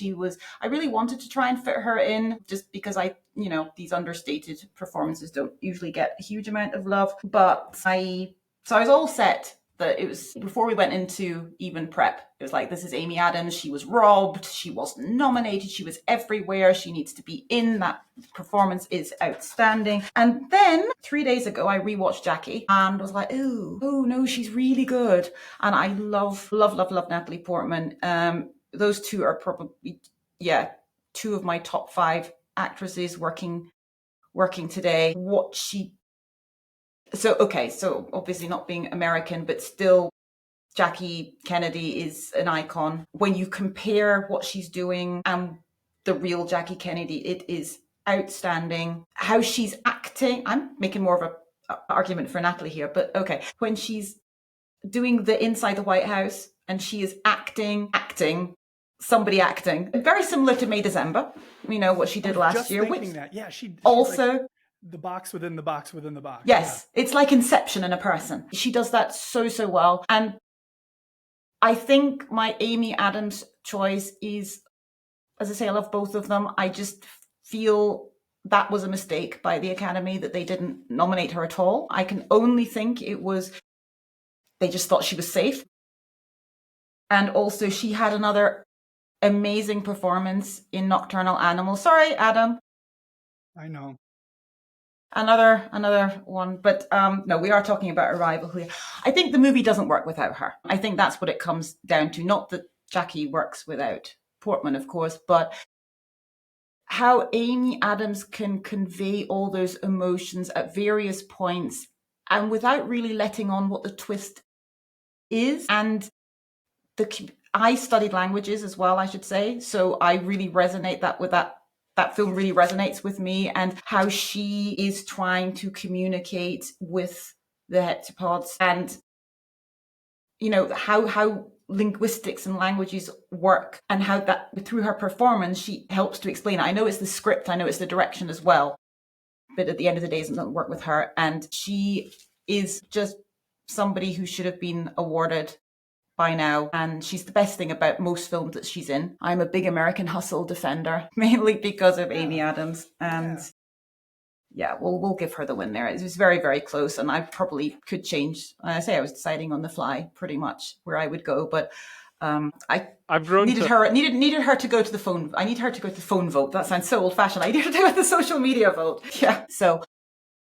That's the last thing we need, is to introduce a phone vote to this. Phone vote, I've got enough on my plate. Right. Yeah. The dial-up. Speaking of Adams, did either of you have an opportunity yet this year to watch the movie Night Bitch? Not yet. It's not yet. I can't wait to see it. Okay, so it's a Mariel Heller. It's listed as body horror. It's really not. It's more of a dark comedy. It's about parenting. It's about motherhood. I think you can argue Adams deserves a nomination for that as well. And speaking as glowingly as you both just did about her, I cannot recommend enough. It's a movie that I think audiences are not going to get what they think they're going to get. I think what we end up getting is far superior to what I wanted, if that makes any sense. I think it's a movie that may not be remembered as special, but it's a performance that is truly special. So highly recommend people go see Night Bitch if they're Amy Adams lovers, as it sounds like all three of us are. The trailer was horrific, I thought. But people saying the trailer is nothing like what the film actually is. I don't know. Again, Heather, insensitive question. Are you a parent? Okay. Anyone who has raised a child, especially mothers, have to see this movie with eyes wide open, because I think they're going to feel incredibly seen by it. I'm not someone who's so sensitive that when people poke fun at males in movies, for example, Barbie, that worked incredibly well with me. And there's some of that to Night Bitch, where it's like, yeah, you might be the doting husband or spouse or partner, But until you've actually put your body through this physical transformation, until you've walked in these shoes, don't even begin to tell me what this is about.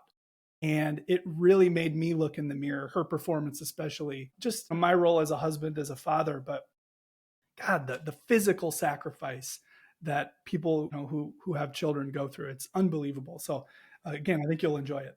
I think that's actually so. I mean, at some point, we're going to have a discussion about the whole topic of Arrival. I know it's in the questions that we've had submitted, but I think we'll probably get to it beforehand. But I found just generally a lot of the films this year, at the beginning I said kind of families, whatever that might look like. There were quite a few films where I felt seen, but not necessarily in a typical way. I don't know, it's kind of quite hard to explain. So one of my cuts, without we're getting to it, was Sandra Hüller, who with Tony Edmer. I mean, she was quite close to getting in, but again, character is scarily similar to how I have been in the past. Look at it that way. It's not something one should be necessarily proud of, but you watch that and you're like, oh my goodness, how can she be like that? How can she be so obsessed with work and business and doing everything to get ahead? And yeah, I mean, I definitely seen parts of myself in that. It's not nice, and I'm not necessarily proud of it, but there was quite a few films like that this year. So Heather, when you just said that, I just got goosebumps, because to me that speaks to the highest form of art, that when it creates a mirror, and in that mirror you see yourself and you see your flaws. And when a film can do that, it hits me so close to the bullseye that I'm like, oh my God, this is who I am, or who I've become, or these have been my shortcomings. These have been my strengths. And it just takes a special form of art, a special reflection of humanity to like hit that. And it doesn't always happen. It might happen 1 or 2 times a year. But when that happens, it's perfect. And I think that's what you just outlined for us. I appreciate you sharing that. All right. Well, let's see if any of your 5 nominees hit you that way, 16, Adam. So who do you have for Best Actress? Well, I'm really disappointed, first of all, that there were no GOATs in any of the female acting categories. So that being said, I'm going to go hot take right off the bat. I'm going to agree with the Academy. I'm nominating Meryl Streep for Florence Foster Jenkins. And the reason why I'm doing it is that Meryl has been so good for so long that her at 85% volume is the best most actresses will ever be. Okay. And is Meryl Streep in Florence Foster Jenkins the best role she's ever had? Of course not. That would be silly to say that. But she does something difficult. She takes a wealthy, vapid, completely self-centered character, and she finds a way to make her worthy of empathy, because she doesn't realize, through her naivete, through the protection of money, her disconnect, she is the joke. And we start the film feeling one way about her. And this is the dynamic arc that you got to have in all great performances. She goes from being someone who we just despise to someone who we really feel for. And that worked for me. It really worked for me. And it doesn't work without Hugh Grant either, because he had to be a part of that equation. So I'm going to nominate her there. I know you guys are going to disagree. That's okay. I'm going to go back to the movie The Witch, and I'm going to throw the name Anya Taylor-Joy out there. I thought that her role was understated, but so much captured in the eyes. Just an absolute menacing performance, a movie that I will never forget the rest of my life. Maybe we'll have a moment to talk about Robert Eggers here later. He's got another one coming this year that I think is going to peel the paint off the walls. But Anya Taylor-Joy, definitely worthy of a nominee here for The Witch. I'm going to go back to my soapbox about how great animation was, 16, and I'm going to nominate Alii Cravalho, who voiced And there's one specific moment where I said, how can I nominate 5 people and not put her here? There was a scene at the very end where Moana faces Taka, right? And the sea parts and it's very Disney, but she restores this evil beast with her humanity. And she does it with only her voice, and it's her singing voice. That is 10 out of 10 level of difficulty to convey that type of emotion through song. And yes, I know she got the help of Lin-Manuel Miranda there, but she does it. And so I think that should be recognized on the show. And so I'm going to go with Cravalho from Moana. Now we get into the big 2, very difficult I'm going to nominate Emma Stone. How do you not? She was the winner, rightfully so in a lot of cases. An unbelievable performance by her. True triple threat. We don't get a lot of triple threat performances anymore. She sings, she acts, she dances to perfection. She glows on screen. Again, it's for me what it comes down to, and you said this very well, Heather. There is a reflection of humanity in the performance of Amy Adams in Arrival. That Emma Stone is great. Amy Adams puts forth an all-timer. Science fiction is tough, and I think it's tough for the Academy because we spend so much time in science fiction looking up, right? We look up at the sky, we look at the beings that are either coming down or hovering above us, like in this film. But as we look up, what she forced us to do was, again, look into that mirror, right? What is the number one fear of all parents? It's losing a child, right? I don't know if anybody could give another answer than that. But her performance finds a way to take that gut-wrenching grief of the loss of a child and not make it okay, but make it understandable. To give, and I don't want to go Scorsese religious on this, but it's almost like a sci-fi form of religion. It makes sense. And there's a level of acceptance in her performance that would I rather have never loved than lost. And the way that she captures that is you really mourn with her through her investigation, through her attempt to decipher this code. The whole time she's really just deciphering herself, right? She's uncovering her own feelings. I don't know if I can put words to just how difficult that was to do. So my winner for Best Actress is Amy Adams in Arrival. Through 13 episodes of the show, I don't know if we'll ever have a online vote that I think will be as 50-50 as what we're about to just put up there, because Emma Stone, La La Land, and Amy Adams' Arrival that's going to be a real heavyweight battle between those two women. That's a great option for people. I don't know how you're going to make the choice, quite honestly, because those are two phenomenal choices. I'll quickly say on honorable mentions, I'm a little surprised, Heather, just knowing that I think you're a big fan of this movie. I thought Tilda Swinton from A Bigger Splash might have snuck in. She was on the bubble for me because I really like what Tilda does in that movie. I'm a huge Tilda Swinton fan in general. Yeah. Okay. So my problem with The Bigger Splash, which I did really enjoy. Okay. No, it may pop up, you see. But it come on next category. Who knows? I don't know. She was lost in that movie to me a little bit. I think it may be because she didn't have her voice. And I know we've been talking a lot about whether it's an Amy Adams, whether it's a Viola Davis, whether it's also, oh goodness me, Ali Dosti from Salesman or Lily Gladstone.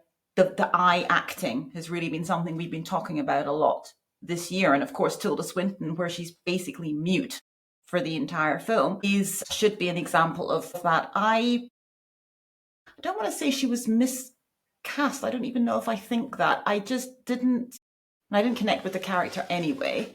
I didn't really buy her as that character, I have to say, whether it's a aging rock star, or I didn't buy the relationship between her and what's his name? T.S. Schoenhardt's something. I didn't, by the way, it's great in Rust and Bone, fabulous. It just didn't work as well as some of her other performances. And yes, I do love her, but yeah, no. And it wasn't even, I didn't even have that as an honorable mention. My honorable mention is Emma Stone, of course, because nobody jumped at the fact that I didn't nominate her. Wow. She is terrific. I watched La La Land this week on the big screen. Very jealous of that. Oh my goodness, I was locked in from the beginning with that film. And I remember thinking the same at the time. I don't like musicals, so to me to say this is a big deal. But that opening scene locked in, and she is terrific. She is amazing. She is always good, but she is always Emma Stone. And that although she, and she makes, and maybe that is something that I'm missing with it. Maybe it's because she makes it look so easy that you believe it is actually her. But her entire persona that she gives, whether it's, getting up all, not quite Jennifer Lawrence ditzy, but like, getting up and like, oh, my dress is broken at the Oscars last year. Or, that just seems to be who she is as a person. So it's a lot of what comes to me is she seems to be playing herself. Different to what I said about Jeff Bridges, that a lot of his characters seem to be very similar. And I know I appreciate the difficulty, but that's kind of what stopped me from nominating her. But she was the first cut, and I just was sitting there like, am I going to change this? Was I going to change this? My actress was so in flux the whole time. And the reason that I put in Betting Cell was because she has never really, I've never seen her do anything of note, to be honest, and I just wanted to recognize the fact that this was,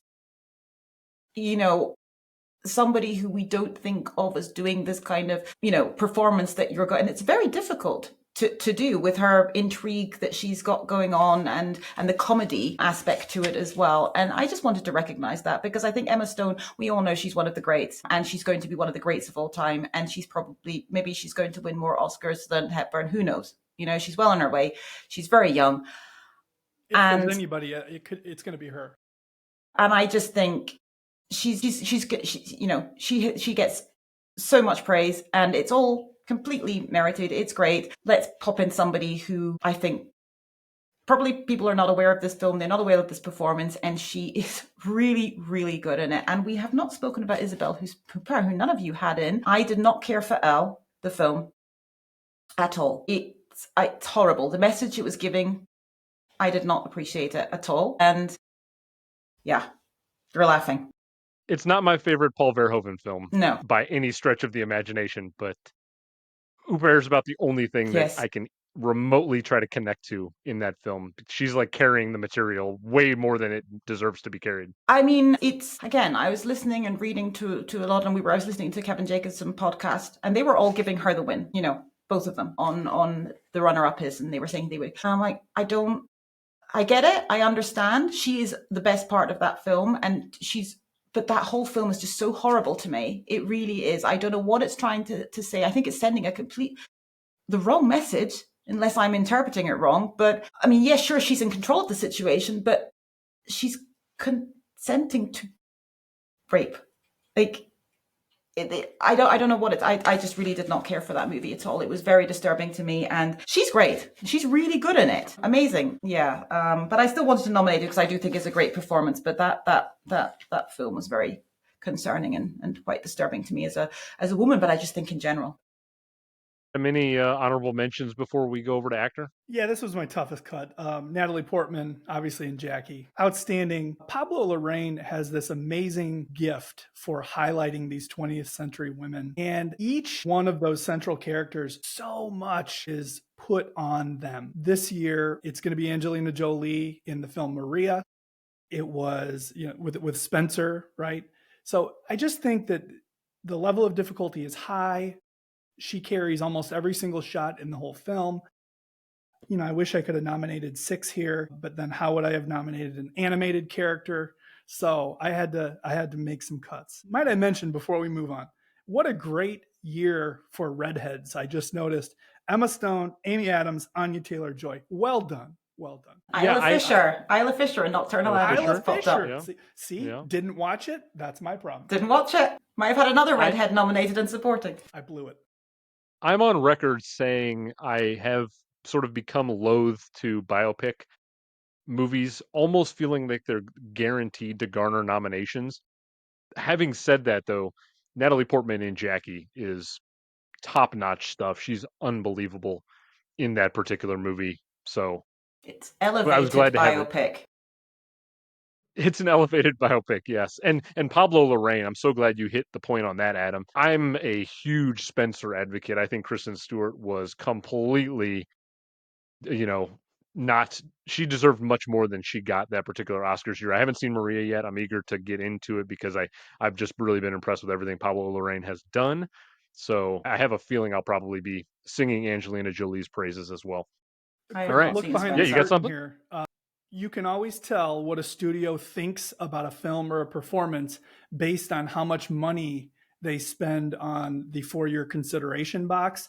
Netflix went all out on Maria. Let me just say that. You just got to rub it in a little more, all those for-your considerations. You've been posting them. I've been jealous. I've never been given a 1970s era viewfinder before. And the viewfinder is amazing. It shows in 3D the cinematography of the film. And so they really took the creativity to a new level. I was very, very pleased by what they sent. Appreciation goes out to Netflix.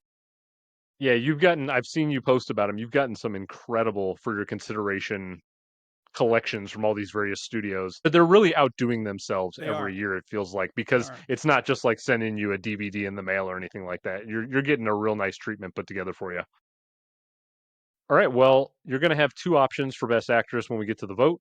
You can either go with myself and the Academy. We've got Emma Stone in La La Land, or you can side with Adam and Heather, who together have Amy Adams in Arrival.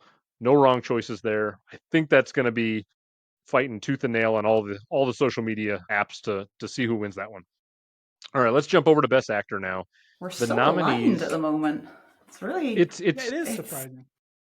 it's pretty surprising so far, but we might veer a little bit as we get further on. We'll find out at this point, I think. Okay, so 2016, the nominees for Best Actor were Viggo Mortensen for Captain Fantastic, Denzel Washington for Fences, Andrew Garfield for Hacksaw Ridge, Ryan Gosling for La La Land, and the Oscar that year went to Casey Affleck for his role in Manchester by the Sea. We do have to acknowledge that Affleck's win that year was mired in controversy due to sexual harassment lawsuits directed at him from the 2010 film I'm Still Here, in which he directed. Affleck withdrew from presenting the award for Best Actress the following year in the midst of the Me Too movement, where his actions came into focus once again. I also want to be fair to Casey Affleck and read something he said in 2018 during an interview with the Associated Press. He characterized his behavior at the time of the lawsuit as defensive and said he has since worked to understand his own culpability. He remorsefully acknowledged that the set of I'm Still Here was an unprofessional environment and that he contributed to that environment and he tolerated that kind of behavior from other people and he wishes he hadn't. He said he has deep regrets and has apologized for the situation. I do want to just again contextualize everything because Casey Affleck, this will come up with Casey Affleck's career, probably follow him his whole career because of it. And I wanted to kind of put it all out there. Having said that, Heather, I'm going to go back to you to lead off this category. Who do you have in Best Actor? right. Well, I have aforementioned Casey Affleck for Manchester by the Sea. I have Colin Farrell in The Lobster. I have my boy Ralph Fiennes, however we're pronouncing it, in A Bigger Splash. Yes, a little bit of category fraud, whatever. I have your boy Ryan Gosling in La La Land, Andrew, and I have the one and only Denzel in Fences. And my winner is Casey Affleck. And this was not even close. I know all the Me Too. We're not condoning any of that, of course not. But that performance is for me undeniable. It was the one I wrote down before we started prep. It was set in stone. I said at the time that is one of the best Oscar wins ever. He swept the season pretty much, deservedly so in my opinion. He carries that movie. He conveys so much emotion. Again, we're back to the eyes. We're back to the saying a lot without saying anything. Everybody goes on about the police station scene. Yes, that's incredible, but it's the whole interplay with Lucas Hedges. It's with everybody else, with Michelle Williams, the scene, of course, the two of them when they meet with her with the pram. Those are the scenes I think that most get attention. But it's even the quiet ones, just him mending that awful person's toilet, how he's treated by everybody, how he the pain that he emotes throughout the entire film, it is so haunting. I do not get emotional and cry at movies. That performance floors me every time. The whole movie floors me every time. We're back to, the tissues and everything. And it is a powerhouse acting performance in my opinion. And I know we have a lot of problematic winners and nominees and everything in the past, but sometimes it's just so undeniable. And that's my opinion. But yes, so I don't even know who was close to being a runner-up It on doesn't this, even quite matter. You were frankly. pretty set in stone. I mean, I've recently swapped out Gosling. I swapped in Gosling. Sorry. After rewatching La La Land. In fact, actually, I don't mean Gosling. I mean Ryan Gosling's nostrils. So what those nostrils are doing throughout that film, and just generally, and once you focused on them, you can't see anything else. But it's the side eye combined with the nostrils. It's so good. It is so good. What else? Colin Farrell, yes, again, another very quiet performance, but I was not expecting to like that movie, and I really did. Oh, and that actually reminds me, was considering putting in Rachel Weisz for The Lobster as well. Oops. What else should I mention? Rafe, whatever. Rafe is so weird. We just go with Ray. We'll just go with Rafe. Rafe, our friend. Yes. It's probably a supporting role like they all are in that film, but he's the thing you remember from that, in my opinion. He is so out there. He is so, I could go on about him forever. We communicate a lot about him. He has such range, and this is like nothing I'd ever seen before. And I just think that's an incredible performance. And well, Denzel is Denzel, isn't he? So, and he's not as good as Viola, but he is very, very good in this. He's just playing a complete asshole. And yeah. But a trauma-informed asshole. Yes. Yeah. Yes. But an asshole. Yeah, I'm glad season 2's... An entitled asshole as well, in a way. Like, I should just be able to do this, Like, who cares? Yeah, season 2 is going to be... There will be multiple times this year where we're going to be addressing problematic actors. Kevin Spacey, we got Kevin highlighting Spacey already. Okay. I've got to go through the whole Kevin Spacey rabbit hole, and that'll be another thing. And I've got some takes for that one. But starting off with Casey Affleck was certainly an interesting choice on this particular episode. I'll get to my opinions on Casey in a moment. Let's go over to Adam though, and see who he's got nominated if he's with Heather and the Academy. Yeah. Again, hold on to your chairs here. I'm going to give you one that you might not like. There's an actor on this list that I am shocked has never been nominated. And this is not a career achievement. I truly thought that this was a great performance for him. I'm going to nominate Hugh Grant from Florence Foster Jenkins, because his character is so cunning and duplicitous that it really feeds what it is that Meryl needs to accomplish, because without him, she cannot become the sympathetic character that she does. And so I really appreciated what he did. He played St. Clair Bayfield in that film. So there's a nomination. Nobody brought this one up. I'm going to go with James McAvoy from Split.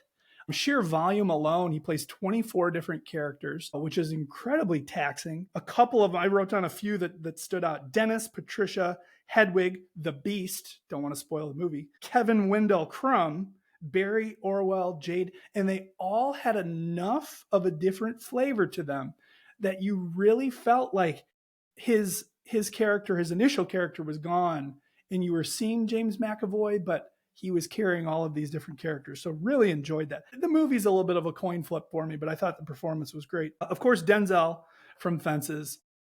Denzel's like the chili powder. If you've ever made chili and like the cap falls off of the chili powder and you're like, oh no, I've overdone it. You have to be so careful with the way that you deploy your Denzel in a film. And Gladiator 2, I thought, was a masterful demonstration of kind of keeping Denzel within his constraints until it was time to release. Now, Troy Maxson in Fences, I thought was maybe a little bit overpowering early, and then that continued on consistently. A mediocre day for Denzel is still a great day.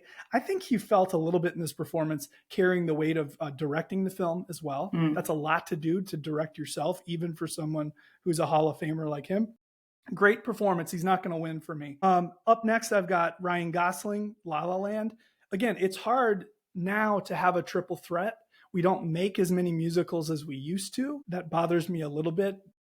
Go see Wicked. But Ryan Gosling's really, really good. And it's probably, when I think back to my childhood, every year in the NBA Finals, Michael Jordan would take on somebody from another team that was amazing, right? He took on Magic Johnson in 91, Clyde Drexler in 92, MVP Charles Barkley in 93, and then you had Gary Payton, Sean Kemp, and then you had 2 years in a row, you had the Utah Jazz with Karl Malone, and Mike vanquished all of them. It wasn't close, right? Because there was Michael and there was everybody else.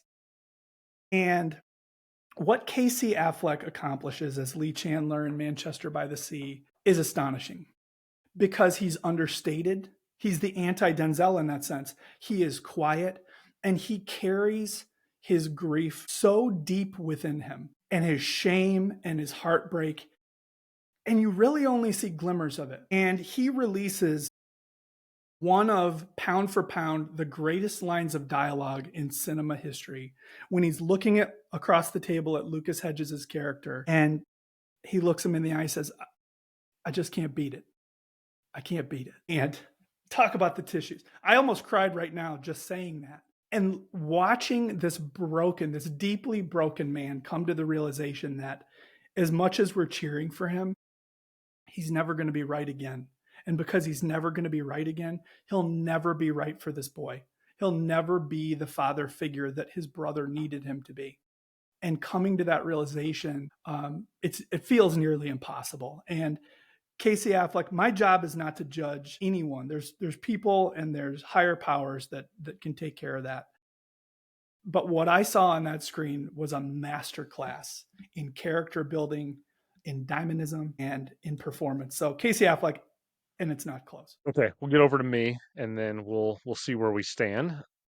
So I'll address Affleck on a personal level first. I'm not going to go too soapboxy and too down one thing.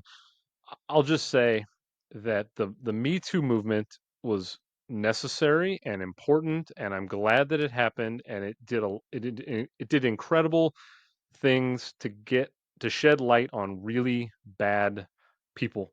I'm very fortunate for it. There were a few people who got swept up in the Me Too movement who I don't think deserve to be necessarily at the Harvey Weinstein level. I don't think it's just a catch-all for everything that everyone did that is in the Me Too movement was universally the same. There like I said, there are levels to it, and I don't think I feel bad saying this, but I don't think Casey's things that he was reportedly doing were as egregious as other situations, and I feel like he has taken steps to rehabilitate himself on a personal level, and I wanted to give that piece that he said to the Associated Press out there because I do feel like he has owned up to his actions for whatever they were on the set that he was directing for I'm Still Here. And so I don't feel like Casey Affleck deserves to just be completely canceled and forgotten about the way some do personally. That's where I stand on Casey Affleck. Again, I'm not trying to belittle anyone's situation, and what he did was wrong and bad, and I'm glad it was brought up and I'm addressed, and I'm glad that Casey has hopefully reformed himself as a person in light of that. So on to my nominations. My 5 actors I have are Denzel for Fences, obviously, Ryan Gosling for La La Land, Casey Affleck for Manchester by the Sea, Ryan Gosling once again for The Nice Guys. There we go. It wouldn't be me if I don't have Ryan Gosling 2 times in here. And my 5th and final nominee is going to go to Gong Yu for Train to Busan. He plays the lead character in that film. Okay, yeah. I think he's really, really good in that movie. Even though it's impossible for me to limit my Ryan Gosling love, I'm not going to give him my win for the two. He's exceptional in La La Land and The Nice Guys, and I think that particular 2016 shows just part of the range of Ryan Gosling as an actor. He can do really good comedy as we've seen recently in Barbie, but he can also do really emotional stuff like La La Land or Blue Valentine, which is devastating. He's just got he has layers upon layers, and so I'm not apologizing at all for being a complete Ryan Gosling stan, and I will be forever. But this came down to 2 gentlemen. It's Denzel and it's Casey for me, and it could be a coin flip, but I think Casey Affleck's performance is so much stronger than Denzel's when you really get to the nuts and bolts of it. And so it's going to be a clean sweep once again. Again. All 4 of us are together on Casey Affleck. I just think that's the defining role of his career. People will remember him forever for that role, and I think it's one of the most impressive best actor performances. I didn't want to jump the gun on Viola Davis in Fences, but I'm going to jump the gun on Casey Affleck. I think it's in the pantheon of greatest male acting performances we've ever seen on screen. It is as devastating as anything I've ever watched in my life. Yeah. When I saw it in 2016, I didn't have children, and so I felt strongly about it then. Now, having Mm-hmm. children for 7 years, there's a totally different weight on my shoulders that watching it for prep this time, there were not enough tissues. I think I went through a box. It was just like it was just constant waterworks from It's my eyes. It's yeah. unbelievable. You Cried can't even put it differently into this words. time. And I Yeah. had a 2-year-old when I saw the movie the first time, and I saw it in the theater, and I wept. But when you're in public, this is before the days of any special screenings or anything like that. And I cried, but it was like a muted, I don't want anybody to know I'm crying. And I watched it early in the morning, and this time it was like I was crying, but I felt like a yelp came out. I wish I could have recorded that noise because it was like this primal, oh my God, why would I put myself through this? But this stuff happens. And every day people have to experience this. And thank God to this point, that type of atrocity hasn't struck anybody that I know, but this movie makes you feel like it did. And that, Yeah. wow. Yeah, I shouldn't say I don't think I'll ever go back to it, but it's going to be a good long while before I dig into Manchester by the Sea again, just because of the amount of emotional toll it takes on my body, physically, mentally, everything. But it's a movie everyone should see. Yeah. It is an iconic performance. I'm glad we all unanimously agreed on that one. I think it's deserving. This was the one where Andrew, we were talking the other week, and I said I think this is the one that we might all align on. I didn't really think about Viola because I thought somebody might put her in lead. That's why. But yeah, I'm just pleased that we all agree because it's insane what he does. And it's like I was saying to a colleague yesterday, actually. I was saying, "Oh, any hot takes for this?" I'm on a podcast talking about 2016. She's really into movies as well. I just mentioned Manchester by the Sea, and I said there's like 5 films that I've like sniffed at vaguely in cinemas, because again, to your point, Adam, it's like, you're in public, and this is one of the, I didn't even realize, really. It was just like, oh, this is happening, okay, here we go. And it's It doesn't even creep up on you. It just arrives. It's like getting hit with a sledgehammer. well, I don't think you quite realize what's going to happen, and then suddenly you see he just goes out to get stuff. Yeah. He's going out to the supermarket. And then I just remember watching it with my friend, and she went, no. And you could feel the whole cinema went, no, no. And when you realize, and it's that gradual realization, and then, oh God, and then you see the stretchers, and it's like, no. Andrew, Yeah. you've got this great army of listeners, right? And they are so good about writing in questions to the show. I'm going to pose a question to the listeners, and they're going to give us the right answer. What is the appropriate holiday to watch Manchester by the Sea? Come up with your best answers, because I don't know the answer. Okay, well that's a very easy thing for me to snip out into a social media reel. So thanks for that, Adam. We'll definitely cut that out. We'll throw it up onto social media and see what comes out of it. I'm here I to was going to provide say content.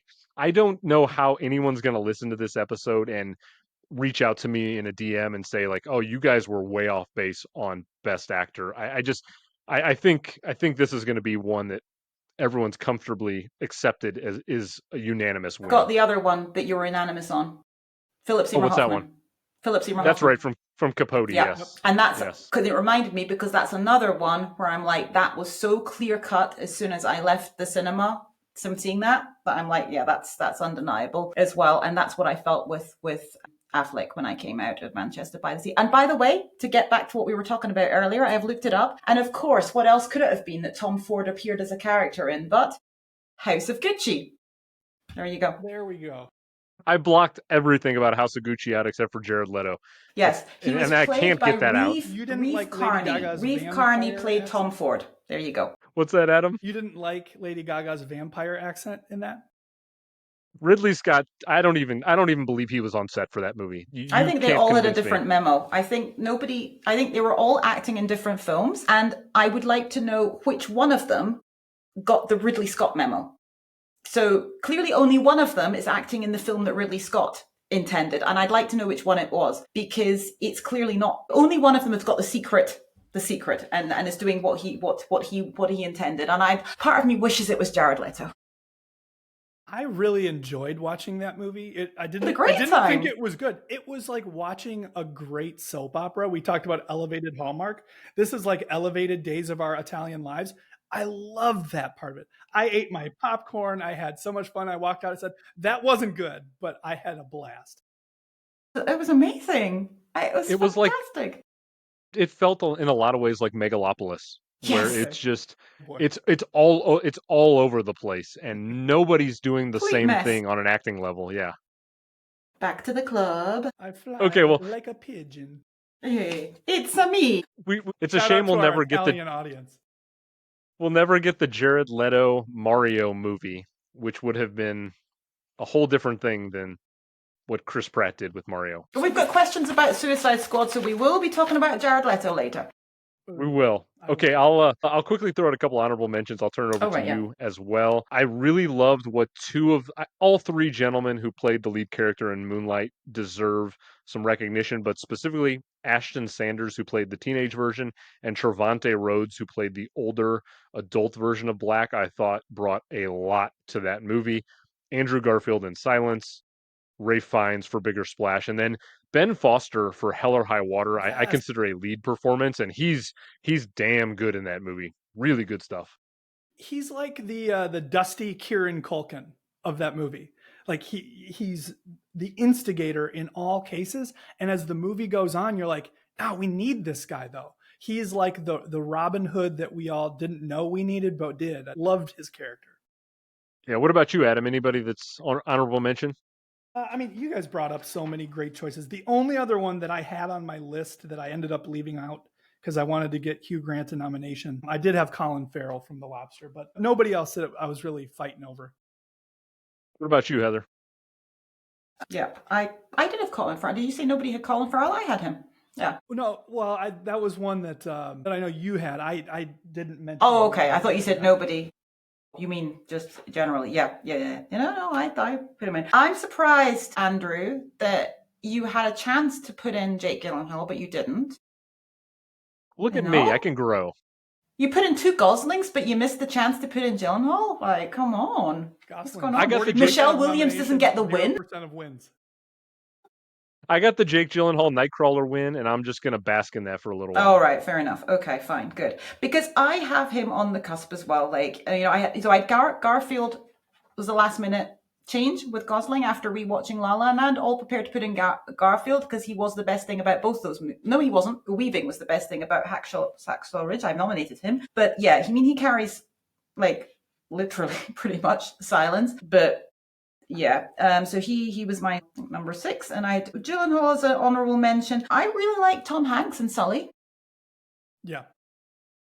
And I don't know if it's probably not going to get talked about much, that film, but I really enjoyed that film. And I'd just like to say that I was so obsessed with that Hudson Landing and it happening, and I was so obsessed with Sully. And I was following his page when he became a celebrity, and his page on Facebook, and I was just so into following his speeches. And yeah, he was sort of a celebrity, that I was following around that time. And yeah, I think Tom Hanks did a good job. So yeah, honorable mention there. And I'm not going to butcher the name, but I might because it's not as German as it sounds. But I thought, as much as I did say I related a lot to the Sandra Hüller character. I didn't care that much, though, for Tony Erdmann, just generally, because this is just not my kind of comedy. But I actually almost considered putting in Peter Simonacek who played the titular, or not, 2 roles. I really didn't care too much for that. He was so irritating as well. But I don't know, he was still kind of lovable in a way, and you could see what he was trying to do. He just wanted to connect with his daughter, and yeah, it was kind of a character you like love to hate, and you could see what he was doing, and there was real feeling there. And so yeah, he was another honorable mention if I was extending to 10. Well, not only did we nominate our first animal on the show today, we have also done a first where we have 2 automatic entries into the Almanac on a specific episode. Look at us. Look at the Academy. Look at the It's Academy. usually, Well done, You're Academy. doing it. The yeah. Academy of 3. I get criticized for bashing the Academy all the time, and here I am just, happily aligning with them more than not. So More Casey than, Affleck, yeah, because you had Stone yeah, as well. Yeah. I did. Yeah, I've been very Academy heavy so far. All right, well, let's get over to Best Director now. Got a couple categories left to close us out. So the directors nominated in 2016 were Denis Villeneuve for Arrival, Mel Gibson for Hacksaw Ridge, Kenneth Lonergan for Manchester by the Sea, Barry Jenkins for Moonlight, and claiming top honors was Damien Chazelle for his achievement with La La Land. Chazelle also became the youngest person to win Best Director at the age of 32 years and 88 days. Quick trivia question for either of you. I don't know if you looked it up or not. Do you know who he passed for the youngest Best Director of all time? And if you get it, I'm going to be stunned because I was shocked by it. Could I ask you to narrow the scope to a decade? Or is The that cheating? 30s. Oh, the 30s. Orson The Welles? director of Cimarron. It was the director of the famous film Skippy from 1931. It was Norman Taurog, who was 222 days older than Damien Chazelle. So thank Wow. goodness Chazelle took that prize because nobody has seen Skippy other than Sarah Shea, longtime listener of this show, future guest. I know she's a big fan of the 30s, and so there's at least one Great person peanut out there butter, that's seen though. Skippy. Love Skippy peanut butter. I thought you were going to say Charlie the Goat. Okay, Adam, we're going to kick it off with you on Best Director. So let us know, who do you have nominated and winning? Yeah, looking through this, I was kind of feeling angry at the Academy because they were so good at their job this year that it left very little wiggle room for me to even make an argument about leaving anybody out. But I did. I used calendar fraud and I used the Robert Eggers debut, The Witch. And so I have him nominated for Best Director. I can't remember a debut that shook me the way that The Witch did. And again, we're going based on the premise that this thing released February 19th of 2016 and not in 2015 as the Academy would have viewed it. Robert Eggers is as gifted a visual artist as I think is alive right now.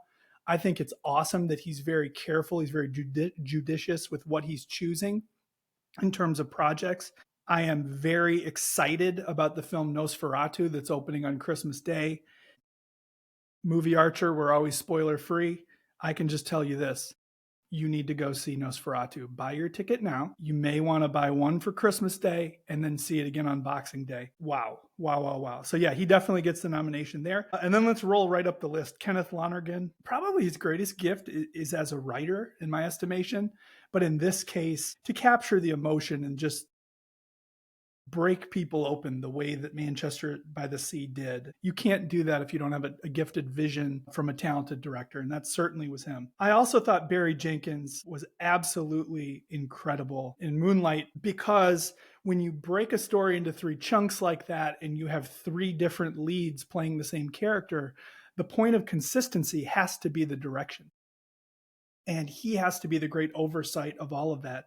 And Moonlight is such a special film, and I thought he was outstanding. Denis Villeneuve for Arrival. This is a masterful film. What a great piece of science fiction directing. But I also think that Villeneuve, this won't be the first film listed on line 1 of his obituary because he's gone on to do so many amazing things and will continue to do so. But wow, absolute wow. And then I hate to be normie and boring, but my winner is Damien Chazelle from La La Land. The production is too big, too complex.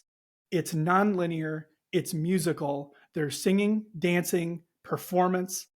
His use of color theory alone in La La Land is mind-blowing. It's worthy of multiple rewatches only to look through it from the lenses of the primary colors and what we get when we start to blend those colors and then the meaning behind those. Just a work of genius. And as great as every other director that I just mentioned, I hate to say it's not close, but Chazelle, to me, stood out above the rest of that crowd. Okay, I'll throw mine in there. We'll go to Heather to round it out. Here are my nominees and winner for Best Director 2016. First up is Denis Villeneuve for Arrival. Everything Adam said. Villeneuve is one of the great visionary directors of our time right now, and he's only going to continue to grow. Second one is going to be Park Chan-wook for The Handmaiden. Park Chan-wook's also one of the great directors in our contemporary time. He's most known for Old Boy, his most prominent film, but The Handmaiden does an exceptional job on the directing standpoint. Third nominee is going to be Damien Chazelle for La La Land. How a 32-year-old made that movie, I'll never understand. It's well beyond his years. It's unbelievable. Fourth nominee, Barry Jenkins for Moonlight. Barry Jenkins deserves all the flowers. I hope Disney is giving him a big old bag for Mufasa, which is not going to be a good movie probably, but it's going to allow Barry Jenkins to make any movie he wants under his terms for the rest of his life, and so good for him because he earned it from Moonlight. Fifth and final nominee is going to go to Julia Ducournau for Raw. I think that she blew the doors off with Raw. Titan is also an exceptional film. Definitely check out her work. She's sort of in that same vein of Coralie Farja, who did The Substance in 2024. Just fantastic French film directors out there, and Ducournau is definitely in that conversation. I'm in love with all five of the directors I've chosen here. You can hear me praise Villeneuve and Park Chan-wook on other podcasts, on social media, plenty. It's only a matter of time before one of them gets a revised win. They're not going to get my spot here. For a fourth time in 5 categories, I am completely in Wow. line with the Academy. Yep. I think Damien Chazelle, La La Land is his best film. I know a lot of people are going to side with Whiplash, and I can accept those terms if that's where you want to put your line in the sand. I think La La Land, from a directorial standpoint, the way it starts with that scene on the freeway, it's like, okay, this is a director who is putting all his cards on the table and saying, I can do anything I want to do behind the camera and do it well. And while I think he pushed it too far with Babylon, and I'm not going to get into a Babylon conversation, I think that's a good movie that people have suddenly sort of backtracked and decided it's an all-time movie, and I don't think it's that. I think it's a very good movie, but I think La La Land is Damien Chazelle's best work, and I don't think he's ever going to top it. And I know that's a lot to say for somebody who's basically in his early 40s, but it's such a directorial achievement, and there's so much at play in that movie. Again, I don't know how at 32 he accomplished that, and so for me, that's the win, clear win. No, that was my pick before I ever started prep, and I never swayed from it. I just didn't see anything anyone else did that could top what he did there. So Heather, what about you? Or Adam, you got something to say real Yeah, quick? I just wanted to jump. You just said something that really made me start thinking. You said, I don't know how a 32-year-old could have directed La La Land. And I looked back very quickly here at his filmography, and you mentioned the film Whiplash. Well, Whiplash is Chazelle 2 years earlier, right? So at 30, here's this guy, relatively unknown. He had made a short film, Whiplash, that made a splash, got people talking, got people noticed. And Whiplash as a film, it's about this relentless and obsessive pursuit of that thing, right? That Hollywood thing that, let's face it, why are we talking right now? Because we all have that same bug, right? It's that thing. And so obsessive pursuit, well, just 2 years later, he's there. He's given the budget. He's directing two of the most gifted actors on earth. And La La Land is his love letter to Hollywood. So he pursues it and then he has it. And then once he has it, what does he do with it? And that's how we get to Babylon. So it's like obsessive pursuit of greatness, my love letter to greatness, Hollywood's suicide note is really like looking back on it. It's almost like his 3 major films. I'm skipping First Man, of course. It's where he was in his life. So he almost had to be young to be able to do what he did, which is kind of amazing. And I'm always intrigued to see what a director is going to do immediately after winning a best director and or a best picture. First Man, I think, is actually a much better film that's kind of gotten like lost in the shuffle of anonymity at this point. I didn't necessarily care for it when it initially came out, and I've grown to really respect that film and what Ryan Gosling, no surprise, does. But in a lot of ways, I think it's what we're going to see from Bong Joon-ho in 2025 with Mickey 17, where it's a director who's just come off of Parasite, which crushed at the Oscars and won everything under the sun. And now he's got the shackles off and he can just make whatever he wants. And I think Mickey 17 is going to be this wild ride with Pattinson. And I think Chazelle kind of went into that same mode for First Man, and then obviously even more so with Babylon, where he just had an unlimited budget and could do what he wanted on his own terms. And sure, maybe he stretched it a little too far for some, but it's like I'd rather see a director do that than just make a middle of the road Hacksaw Ridge. No offense to Mel Gibson there, but like anyone could have made Hacksaw Ridge with a similar budget and script, but not anyone could make some of these things that Damien Chazelle's out there crafting. So Yeah, that's what you do I'm with the money, definitely isn't it? I mean, you look at like something like what's that god awful thing with The Rock out at the moment? Red something Red One. Red One. Right. What's it got budget? 50 million? Yeah, 250, but it's going to lose about 150 even after they recoup and sell to streaming. The Yeah. movie's in very bad shape. And I saw a trailer, and I know you've seen the movie. Yeah. And like that's 250 million, and it looks like that. And then, yeah, and then on the flip side, you got The Brutalist, which right, is like $10 a $10 million million budget. Yeah. Did we see The Brutalist? We haven't, and I'm dying to. My God, I'm dying to. I know you got to see like the whole thing on 70, right? Or 35. So yeah, it was at the Music Box Theater in Chicago, which is an absolute beautiful movie palace, but they showed it on 35. Go see it. That's all I'm saying. Oh yeah. It's on the plan. Yeah. End of January here. It's like, oof. Honestly, so much to cram in before the Oscars. I don't know where I'm going to have to go to see things. Yeah. All right, At least Heather. we got Well, let's get over. Date. Yeah. That's right. All right. All so right. Heather, are you gonna be with us, or are we gonna make it a third category? We'll find out. Right. Okay. Fine. So, right, they'll just be spontaneous here. All right. Okay. I mean, the Academy did a good job, didn't they? And also nominated Mel Gibson. So we have Chazelle for La La Land, Barry Jenkins, Moonlight. I have Kenneth Lonergan for Manchester by the Sea. I have Denis Villeneuve for Arrival, and I have Park Chan-wook for Handmaiden. Again, thank you, Britt, for your VPN knowledge and really wanting me to watch that film.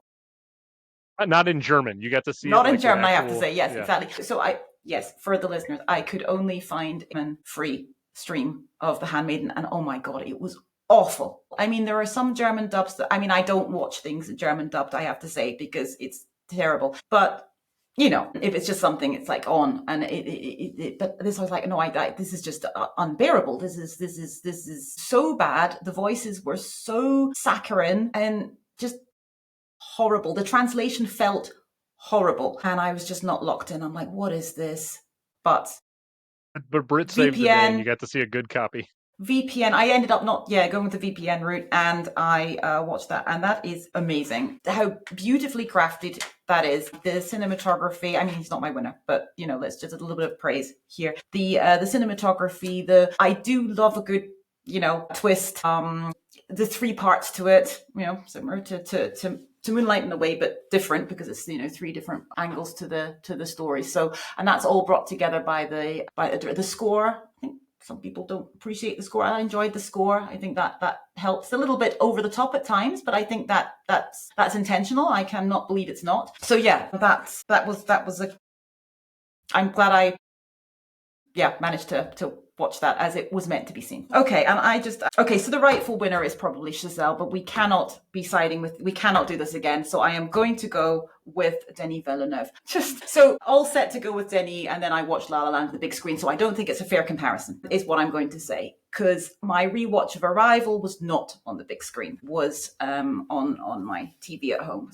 I think Chazelle is probably the right answer, just from the opening scene alone, like we've said it a couple of times, locked in, how he's bringing it all together, the performances, the music, the whole cinematography, what he's doing with the camera, all in real time. It's like, almost like one consistent shot. I think that one that they do go on about a lot with Gosling at the piano, Stone dancing, is just, they've shown it many times, the cameraman. That's all brought together by Chazelle. He's 32. It is incredible what he did with that film. For just to, put a vote out there. And also because I adore Arrival, and spoiler, I won't be giving it Best Picture. It's my place to honor, apart from Amy Adams, to do what Denis Villeneuve was doing, bringing it all together. As you say, a science fiction is it's elevated science fiction. We're using that term, elevated, a lot, but it's more than science fiction. It is a human story. It is a language story. As a linguist, I appreciate that. It is emotional. It is family dynamics. It speaks to, I think, everybody, even if you're not invested in science fiction. And he brings that all together. And therefore, we will give him the win. Think Chazelle will probably take this on the vote, but I just want to have Villeneuve out there as a chance. And let's see if he gets nominated this year for Dune 2. Heather, I'm going to disagree with you there for a second. I think your nominee in Denis Villeneuve is going to win the online poll. And here's why. If you look at what Chazelle has done since La La Land and where his career has gone, and if you look at what Villeneuve has done since Arrival, I think when people look at those two names now, they're appreciated very differently than they were in 2016. Okay, yeah. I think you're going to walk away with the winner. But in 2016, I still think Chazelle was better in that case as director. But you're going to win that one. We'll see. We'll see. I'm just putting it out there because, I don't think it was a fair comparison that I had. So, because I think seeing anything as it's meant to be seen is, especially with the colors, that is all, you mentioned the color scheme, Adam, and it's not a fair comparison. So we're putting Denis out there and we'll see what happens. I think I agree with Adam. I think you have a really strong chance to win this category for a couple different reasons. I mean, obviously Dune is very much still in the conversation, and it's got like an army of people now online who crave anything Villeneuve related, and he's going to win an Oscar, and it's probably going to be for Dune Messiah, if we're completely honest with just the way the Oscars work nowadays. But yeah, I love this vote. This is going to be a really fun vote to see who comes out of it. So you can either side with Adam, myself, and the Academy, who have Damien Chazelle for La La Land. Heather's unfortunately all alone on her island over in Munich, but she's got Denis Villeneuve in Arrival. Before we move into picture really quickly, I'm going to throw out... Yes. I'm going to throw out two names of directors that I want to give some love to. Gareth Edwards for Rogue One. And I know that whole movie had some controversy in post-production where he was sort of kind of taken out of the editing room at the end, and there was a whole controversy around Rogue One. But I think what he did with the direction of Rogue One, that's much more a war film than a Star Wars film. And I just love the grittiness of that movie, and it's a really well-directed Star Wars movie. And then Jeff Nichols for doing Loving and Midnight Special, which are completely different films, and one is told in a very small scale, and one is told on a much more universal scale. And he showed his skill as a director. I'm a huge Jeff Nichols fan. Everything, The Bike Riders in 2024, I've raved about. But yeah, I wanted to shout out Jeff Nichols really quickly. Heather, Adam, anybody that you wanted to throw some directorial love to? No, sir. I am steadfast. My 5 are my 5. Good. I do have a couple. We've already talked about him a little bit. Tom Ford. Nocturnal Animals looks great. It's got great performances. I was very close to putting him in. And I have not seen Spencer because I don't like things about British royalty. Really, I was just going to say, I've never watched The Crown. You hate the English? Is that what we're? I hate the English. No, I don't know. Stop it! I don't hate the English. Oh my goodness, it's the British. I'm putting that one. That's going for social media. Yes, you just hate the English soccer team. No football. Well, you scolded me via Twitter. Yes. So I mean, there is. Well, yeah. It depends on the sport, of course.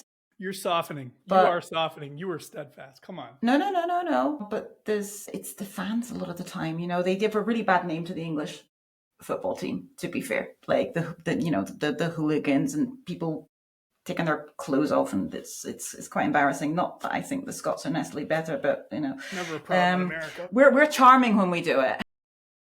Yeah.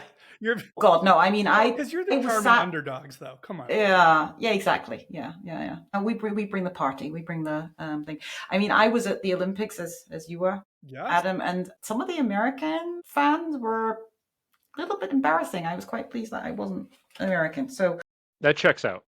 Water polo, they were really, getting quite into it. Anyway, no. So I've seen Spencer because, as I say, I haven't either seen The Crown. I don't care about all of that. But I would like to shout out Pablo Larraín, because I think his work on Jackie was difficult, was tricky, and it is shot beautifully. And again, another example of fantastic cinematography, whether it's the close-ups on Natalie's face and everything that she's doing there, or the blending of the real.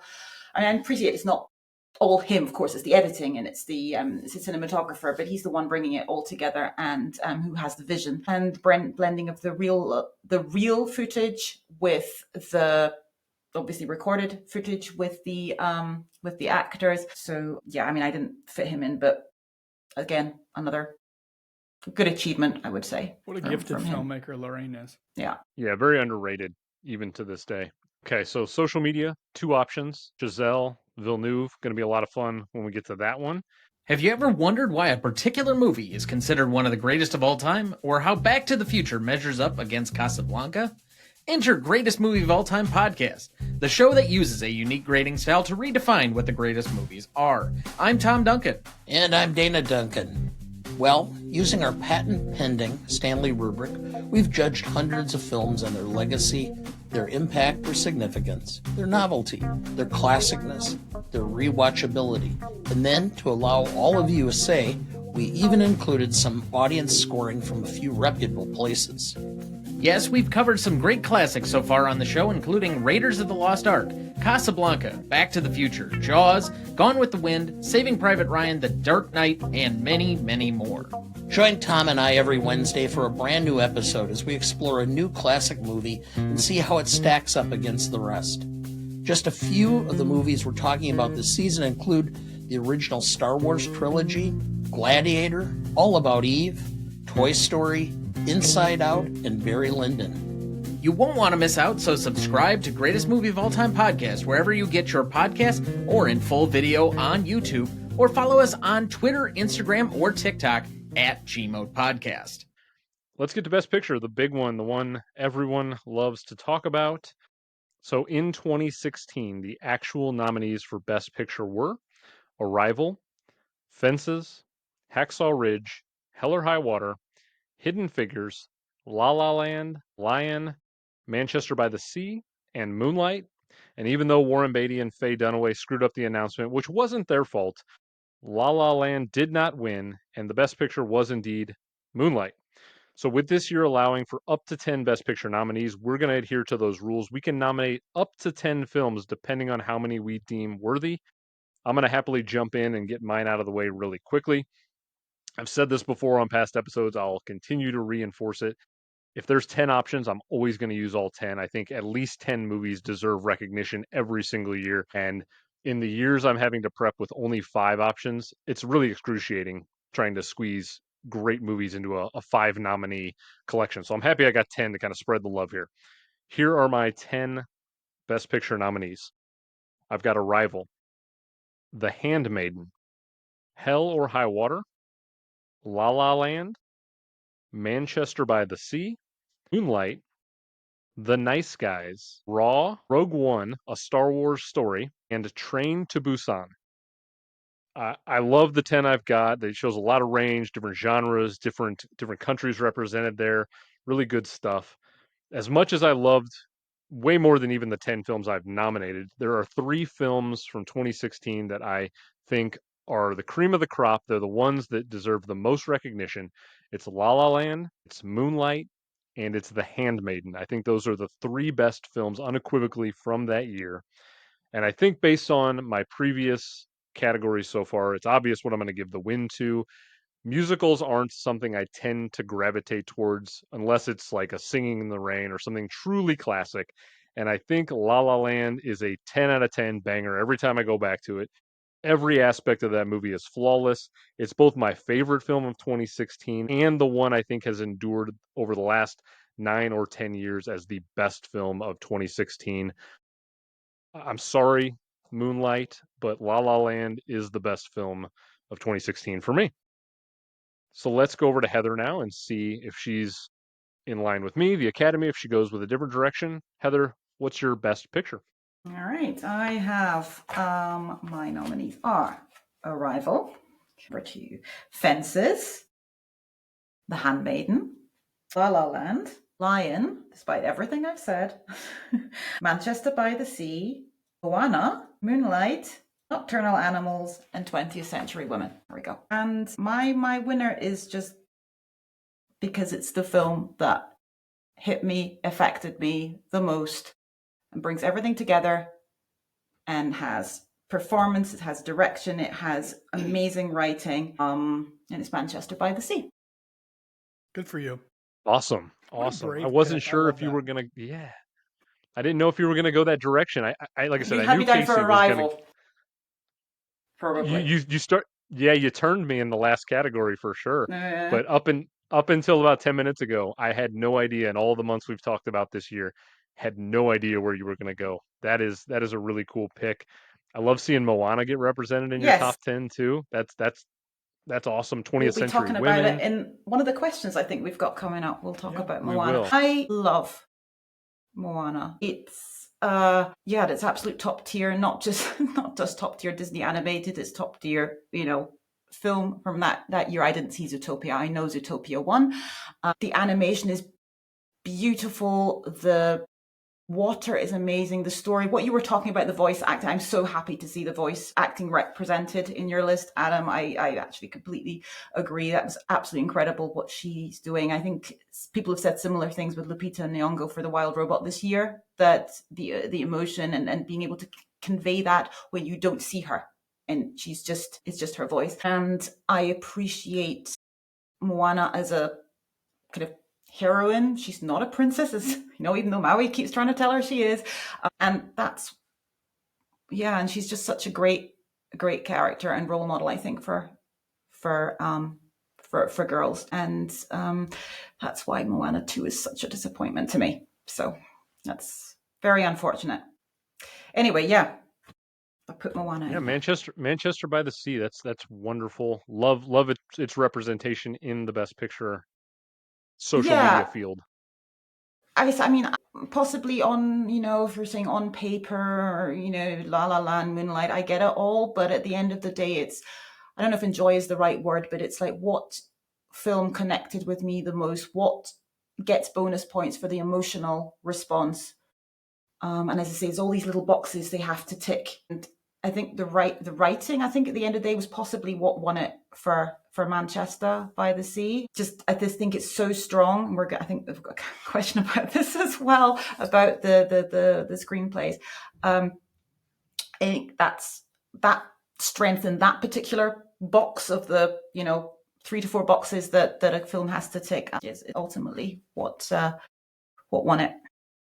It's the one that always remains with me for this year. Arrival as well, but Manchester is the one that really sticks. Before we go to Adam to round out the categories, we've talked about animation being a really strong year, and we have not mentioned this particular movie a single time. It's the only honorable mention I had outside of my 10, and it's called Kubo and the Two Strings, which is wonderful. And so I want to give Kubo just 1 second of love. So let's go over to Adam to close out the Best Picture category. When I agreed to do the show on the year 2016, I had an appreciation for how great some of the movies were this year. It was the depth of greatness that I think kind of wrong-footed me as we went through this months-long process of doing research. This is really hard. And I just got to say, Andrew, I know listeners, they turn on your show, they enjoy your show. I don't think they know how hard this is. And this is the first time in my life I've experienced something to this extent. So credit to you, not only for putting in the work, but for doing this again and again and again. It's pretty amazing. So I came up with a list of 10. There's a few others that I want to mention.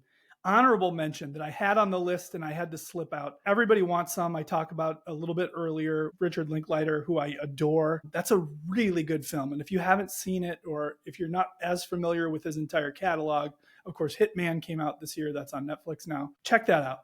And then another one is, it's a documentary film. It's called 13th. It's about the 13th Amendment to the U.S. Constitution, the abolition of slavery. But really, 13th is about the privatization of the American prison system and how that is used in a very first century capitalistic way to prolong a bygone America before the 13th Amendment. And it is an argumentative film. It is a film that I think cooler minds could sit and have a healthy debate about. I think in today's climate, at least in today's American climate, it would probably cause more people to shout than to listen. But it's a very moving documentary, and it's one that I wanted to bring up. Again, available on Netflix. If you haven't seen it, if you haven't heard of it, I would highly recommend taking a look at 13th, numeral 13. All right, on my list of 10. I'm going to start here at the bottom of my list in no particular order. Couldn't agree with you more, Andrew, about Gareth Edwards in the movie Rogue One, a Star Wars story. I rewatched this just yesterday, and I've got to say, I think Rogue One is in my top 3 all-time Star Wars films. And what I love so much about it, and Edwards is a visual master, but it is the most human Star Wars film that's ever been made. It's a story about underdogs, right? And there aren't no Jedis, right? There's a lightsaber, a very famous lightsaber scene at the end, which is one of the more iconic in Star Wars history. But our heroes don't wear capes, to steal a phrase, right? This is a story about sacrifice. This is a story that when I look at it, I think Martin Scorsese, in his direction of silence, would be very proud of Rogue One, because it's about the ultimate sacrifice, but doing what's right by humanity for a cause greater than yourself. It was a very moving, even though it's a Star Wars movie. A movie that has not been brought up, and I want to represent it. My favorite Irish director is a guy named John Carney. And John Carney this year released a beautiful 1980 set film called Sing Street. It's a movie, I'm trying not to cry here. It's a movie about brotherhood. And I grew up with just one brother.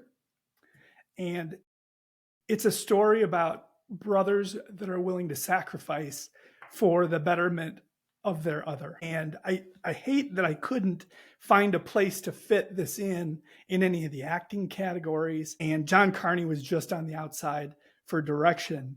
But Sing Street is such a magical film. It's a musical film. It takes place in the 80s, as I mentioned, in Dublin. And for anybody that hasn't seen Sing Street, what a powerful and emotional ride that is. It just hit me the first time I saw it. I've probably seen it 20 times, and I love it more every single time. Next up, I've mentioned this one a lot, so I'll breeze through it, but Robert Eggers' debut, called The Witch, absolutely stunning Puritan era pre-America, horrifying, one of the scariest movies I've ever seen. I'm going to agree with the Academy and with both of you. I'm going to nominate Kenneth Lonergan's Manchester by the Sea. How could you not? Heather, I think you made a really, really good argument about how dang near perfect this movie is. And I credit you for choosing a movie that isn't safe. It is not a warm and welcome hello every time you turn it on. It reminds you a little bit, maybe in your past, if you've dated someone that you knew this wasn't maybe necessarily the right person, but it becomes a formative moment in your life. Seeing that movie hurts, but it changed the way I watched all the other movies. So I have to nominate that. Heather, glad you brought this one up. I totally agree. Moana is an amazing musical. Take the fact that it's animated out of it. So much is accomplished. And it cannot be understated how powerful the work of Lin-Manuel Miranda is. And when you hold it up to its sequel and you strip Miranda away, it shows, right? The Emperor had no clothes. And Moana is a special movie. Very well, in some years, might have been the best picture of the year. I'm going to agree with the Academy. I'm also going to agree with the voting bloc that loved Hell or High Water. I think David Mackenzie's film is distinctly American. It is distinctly West Texas. I had grandparents growing up who lived in that region of the state, and I could just kind of feel them watching that movie with me. Fences. Heather, I know you nominated it. It's something that I think it's an amazing work, and it is an adaptation of August Wilson's Pulitzer Prize winning play, but it deserves to be nominated. The Denzel, the Viola, it's a great, great film. Denis Villeneuve's Arrival. I'm going to agree with both of you there. One of the more impactful. Science fiction is usually entertaining. It's usually thought-provoking. It's not usually so emotionally evocative. And Arrival changed the way that I looked at myself. And movies about spaceships don't usually do that. And credit to that production. I have to nominate Moonlight, not out of obligation, because it's arguably the best movie that came out this year. And in a coin flip between Moonlight and La La Land, I've decided that La La Land is going to win my Best Picture. And it's going to win Best Picture because it's too big of a production to not appreciate and recognize the level of depth and complexity that it takes to make something like this. And if you've ever seen a screen musical that didn't work, or even a screen musical that the Academy said did work, like Chicago, but then you hold Chicago up to a film like La La Land, it's not close. And there's 5 movies that I just read that I adore, that I absolutely love and will always love, and can't wait to show my kids and kind of pass the torch to them. But for me, 2016 is all about La La Land, and so that's where I'm going to leave it. Wonderful. You are so aligned, you two. We promise we did not share notes before this happened. Not one bit. We've had a group chat going for a while, but we were very tight-lipped on what was going through there. I think the only one that was guessable was Affleck, I think, I want to say, really, for everybody. Agreed. Yeah. All right. I would like to just say Sing Street. I knew I was going to regret not seeing that one. So what's one of the ones, there's been a few that I thought you might have mentioned that I was kind of thinking, oh, I didn't get to that, but Sing Street, okay, I'm pleased that there's one I didn't get to that did get mentioned. And yeah, I, just from what you've said, Adam, and your emotion there, I wish I'd seen that, because it does really sound like something I would enjoy. And isn't that the great? You've never seen it at all. No, I've never seen it. But like, what a treat! Like, Merry Christmas early to you. There we go. I'll go and watch it. That's why the show is so great, because you're going to hear things on every episode that you're going to go back and you say, "I've never seen that." Well, then it's new to you. So on your list of films after every episode, that you're so excited to see this year, you get to add those to the list, and that's why movies are the best. Because if you haven't seen them, add that to your new list of things to do. For sure. Both of you with Rogue One. I mean, the only reason that I don't have Rogue One on there, again, probably my second favorite Star Wars film, it's because I didn't get around to rewatching it. So I felt it wasn't really fair to necessarily put it in there, because I remember it being great. I remember loving it, but I didn't rewatch it. So I was like, ooh, is it just, my 2016 brain saying this was great? Because I did revisit films that I thought that was great at the time, and not so much. But yeah, I wish I got around to rewatching that as well, because I think then it would probably have gone in and maybe pushed out, I guess it would probably pushed out Lion. But yeah, there's always a limit to how much you can actually prep for any given episode of this. I cut myself off at 40, and there's a lot. And even with 40, there were movies I wish I would have gotten to, but you have to draw the line somewhere. So just as a 2016 was a great year, though. So you're watching 40 films per episode times 12 episodes per calendar year. That would be correct. Have you seen how many films he's watched this year? No, the point I'm trying to make for your loyal listeners here and the new ones. So I write in the realm of 100, give or take, maybe 120 reviews per year of new films. You are like crushing that looking backwards. It is impossible to quantify just how much work Andrew puts in to run this show. Do we need to pull out the PSA from Tom Duncan from last episode? We do not all have to watch 1,000 films. It's when I conceptualized this show, I didn't think about the sustainability of doing this every 30 days, and with trying to keep up with new films, which I'm barely keeping up on. And so you two are the first, and the listeners right now, you're the first to know that I've made a decision that every 4th season of the show, I'm going to take an entire calendar year off of doing these regular Almanac episodes, and we're going to do some special episodes for a calendar year on past revised Best Picture winners. And that way it'll give me like a good 12 months of just like breathing room, because it's hard to keep up at this pace, and I'm going to burn myself out if I don't slow down. Yeah, and when you love something, like, you don't want to squeeze it to death either. And I always feel that way coming off of a festival. I had my worst bout of that after Tribeca this year. And I think I watched 16 films in 5 days, including writing reviews. And I love it. It's like what I feel like I was made for. But I was on the flight home and I felt like I'd been beaten up. And something that you love shouldn't make you feel that way. So good for you for taking a little time. And I think the show and you will be better for it, and your family. Yes, all of the above for sure. Okay, well, 3 options when we get to social media for the Best Picture category 2016. Myself, Adam, we're together with La La Land. Heather's got Manchester by the Sea, and the Academy has Moonlight. 3 great options. Any film that goes and wins on the online poll deserves to be there. I love what we came up with for 2016. Good year. All right. Yeah. We have gone quite a long time, which was to be expected. This is a big season opener and a huge year. So we're at the listener questions point. And I would like to say the question queen, Heather Stewart, who's gracing us with her presence right now. And the reason, if you're listening and you have no idea why I keep calling her the question queen, every single month of every show I've ever done for a year now, she has shown up in spades with question after question. They're all great, they're wonderful, and her loyal subjects, you the listeners, showed up in force for this episode. So much so, we got like 3 times more questions than I've ever gotten for a single episode. And trust me, as much as I want to go through every single question, we could be here for another 2 hours doing that. So here's what I'm going to do. And I apologize to listeners if I'm cutting your question. We're each, and Heather and Adam have the questions available to them. We're each going to pull one question. So we'll have 3 questions and then we'll wrap it up. We're each going to pull one question and then we'll all answer those questions. So we'll select 3 special questions for the question queen herself. I'm going to start off with the question. And this one comes from a buddy, Damon, over at the Neverending Watch List, who will be on the show later in season 2. Damon's question is specifically related to Suicide Squad. And he said, for those that revisited Suicide Squad, it's still one of the worst films ever made. 2 members of his podcast walked out of the cinema having watched it in disbelief at how bad it was. He wanted to know if we made it through the film, and is it still one of the worst movies ever?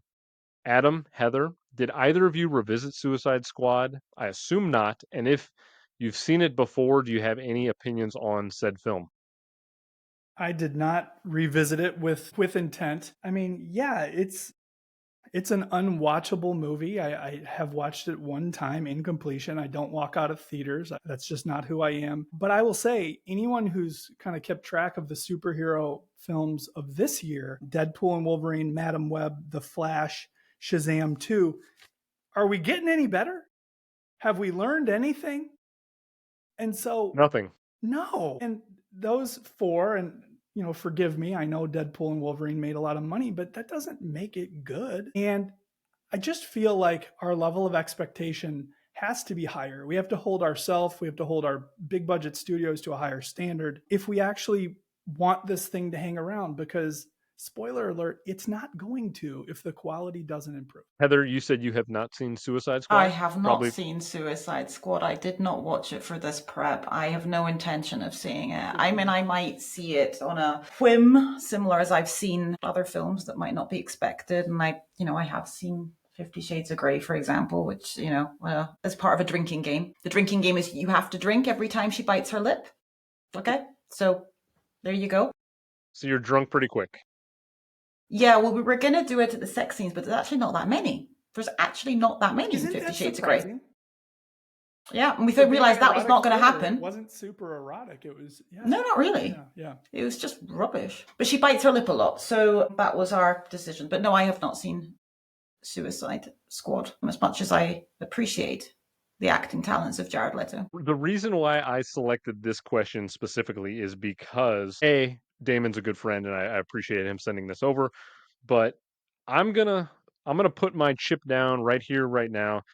This is the worst film ever to be recognized with an Academy Award in history. It won best makeup and hairstyling, which is freaking crazy. That happened. Now, these films weren't nominated alongside it. However, Train to Busan, better makeup and hairstyling.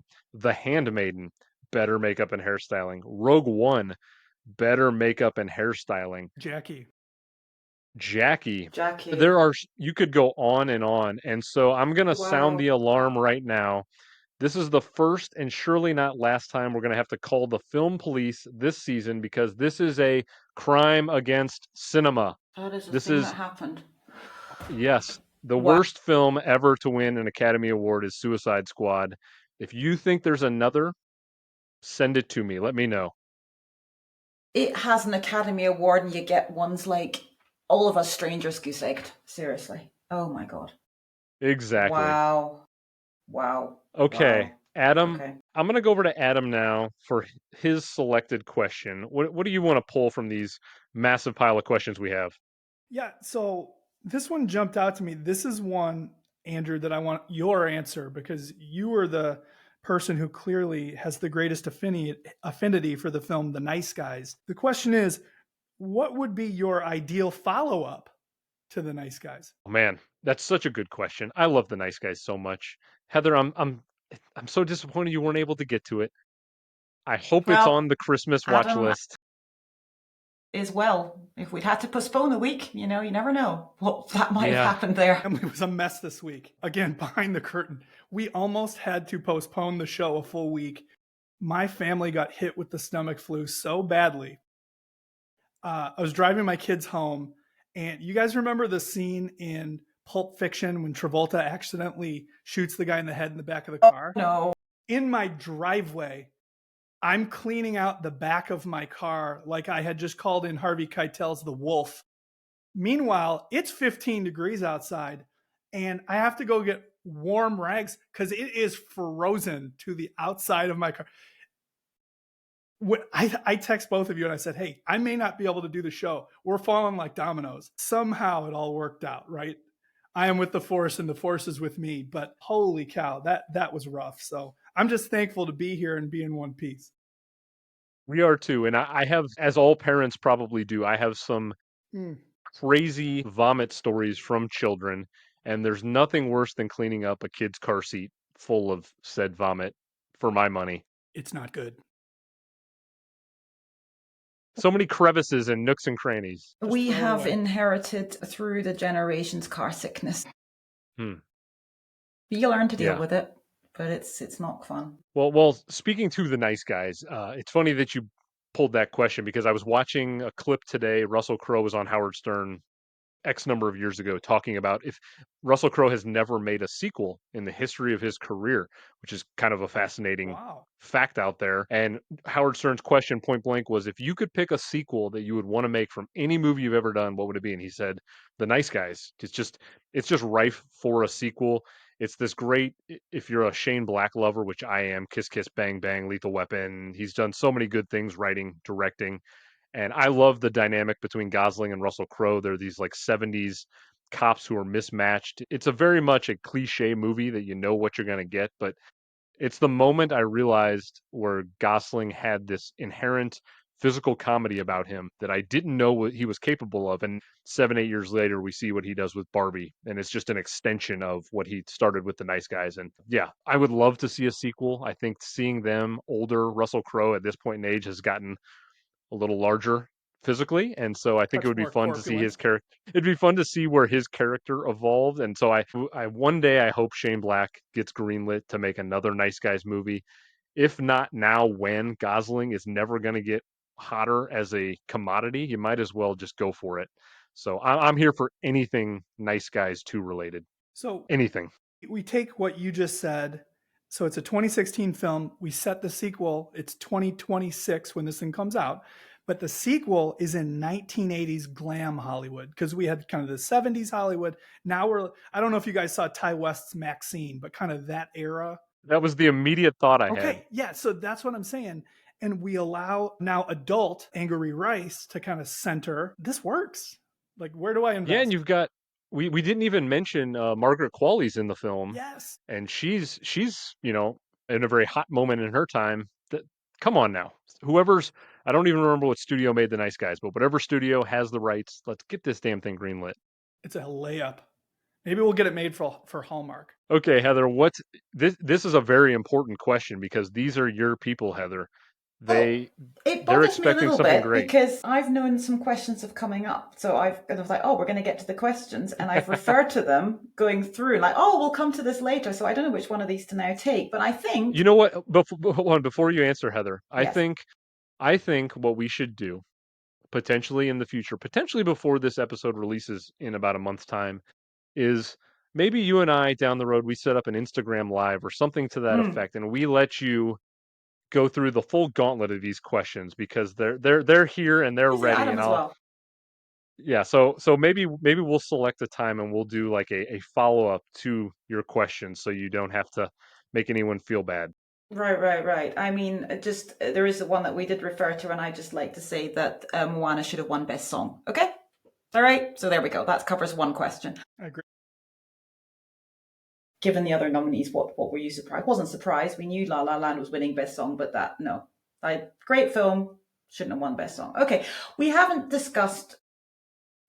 actually discussed the big heavy Arrival question, so let's take that one. What impact did Arrival have on you? And I'm going to add to what choice would you make if you were in that position. There we go. Really ending on a high note here. Really, no emotional. Okay. You've been talking about Nice Guys, Suicide Squad. We're going in there for the ultimate Arrival question.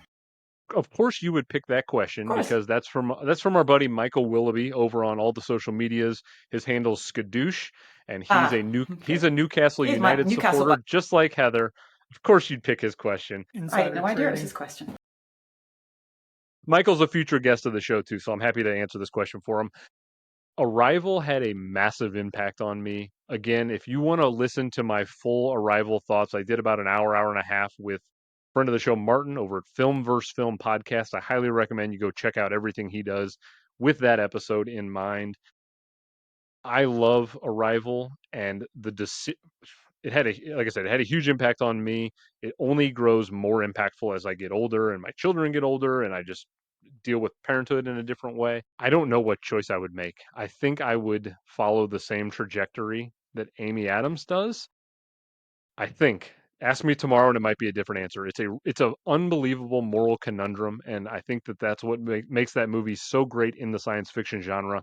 Is it's much more than just a science fiction piece or just a piece about language or anything. It's a true human story.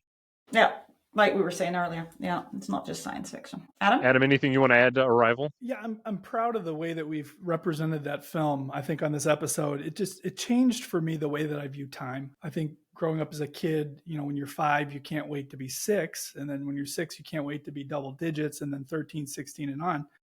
But the way that it kind of reshaped time as being cyclical or almost cylindrical, if you think about it, space-time continuum, it's impactful because when you think about time not as a straight line, there's no stop or an end. So traditional human emotions like grief, which we discussed with Amy Adams, they just take on a different meaning, and not a less powerful, not a less impactful meaning, but it allows you to see that like sometimes a love you have, be it a family member, a romantic love, it's not going to last forever. And that's kind of the nature of our humanity, is we get 80 to 100 years, the end. But does that mean, with that knowledge in mind, that we don't go forward and live that to the greatest possibility? And does that mean that when life throws us horrible things, and we've talked about a lot of movies on this episode that explore some horrible things, but the apex moment of those years or moments, it makes it worth it. So that when those low moments do come, it's okay, because in a sad way, it's kind of expected, because that's part of the human condition. And for that to be accomplished in a science fiction film cannot be understated. Changed the way that I viewed the genre. I just pulled up the quote, and I think you're probably like thinking of maybe at the back, very powerful quote from Arrival. Basically what you're saying, Adam. But now I'm not so sure I believe in beginnings and endings. There are days that define your story beyond your life. And I think that's what you're getting at, and is one of the most powerful quotes from that. And authors and filmmakers have the great distinction that they've created things that will far outlive any of them. These movies will still be here when none of us are. And that's a pretty amazing concept to wrap our minds around. And I thank Arrival for highlighting that for us. Well, it's like what Christopher Nolan said in his Oscar speech for Best Director, when he said, we're just 100 years into the movies. Think about art. Think about, other forms of art, sculptures, that goes back thousands of years. We are just 100 years into the history of movies. And yeah, And even Suicide Squad will outlive us. There you go. It's part of God the help us. tapestry, right? Yes, well, I would not choose like Louise. Yeah, I think if you know something terrible is going to happen and is avoidable in some ways, or it's just going to be painful, I would rather avoid that. Just not put people through that. I won't put myself through that. Whether it's yeah. So that's just my take on it. But I know it's a really hotly discussed topic. But and people think, oh, she was selfish for doing it. Selfish for her, for the child, for Jeremy Renner's character. But yeah, on the other hand, there's all those memories that you can have, and it's better to, what is it? What's the other quote? Better to have loved and lost than never to have loved, or something. What's that? From some other. I'm failing to remember what one, but yeah. That's A the good best. movie. That's the best line you could have ended this segment on There right you there. go. I do love a rival. Again, thank you to every single person that sent questions. Like I said, I think I got close to 30, somewhere in that ballpark by the end of it. We got a lot of questions. Appreciate them all. Continue sending them over. We'll answer as many of them as we can in future episodes. That does it for the recording, but it's only the beginning. Now that our picks have been made, it's going to be ultimately up to you, the fans, to decide what goes into the Almanac as the true winners. We'll put social media polls up across 5 social media platforms in the coming days and need your votes to be cast. The more places you follow the page, the more opportunities you have to vote. Before we sign off, let's quickly talk about what you two have in store for 2025. This episode goes up Friday, January 3rd. Adam, what's going on over at moviearcher.com? I know we're going to be in the thick of award season. You got a ton of stuff going on. Anyone that's listening here, check out more moviearcher.com. It's the best stuff you can find out there. But what's coming for us? Very exciting to do 2 things simultaneously at Movie Archer. One, I already mentioned, we're doing a holiday streamer month, which is just a lot of fun. It's a great way to allow me to get some young writers involved in the site, get a variety of perspectives and representations on what is quickly becoming one of the most beloved subgenres of holiday film. And then meanwhile, on a very serious note, it is holiday season, or it is award season, as you mentioned. And I'm looking forward to a holiday break where we're going to have 3 massive films released on Christmas Day. Very fortunate to have already seen 2 of those 3 in Nosferatu and Baby Girl. I've got Timothée Chalamet's A Complete Unknown coming next week. I'm going to release all of the reviews, which are always spoiler free, just before the release of all of those. So if you want to decide which of those 3 you're going to see Christmas Day, the day after, or over your family's break, go and check those out. So this is always a very busy but exciting time of the year. Yeah, and I've been to Movie Archer plenty of times. Adam's writing work is second to none. It's truly incredible. Like he said, spoiler free. It is indeed that. Sometimes you got to worry with some movie critics that they're going to throw a little too much in the sauce, and I never feel like I'm going to read a review by you, Adam, that's going to give away too much. You give just the right amount to satiate my appetite to want to watch a film, and that's something that I think is truly appreciated from somebody who reads.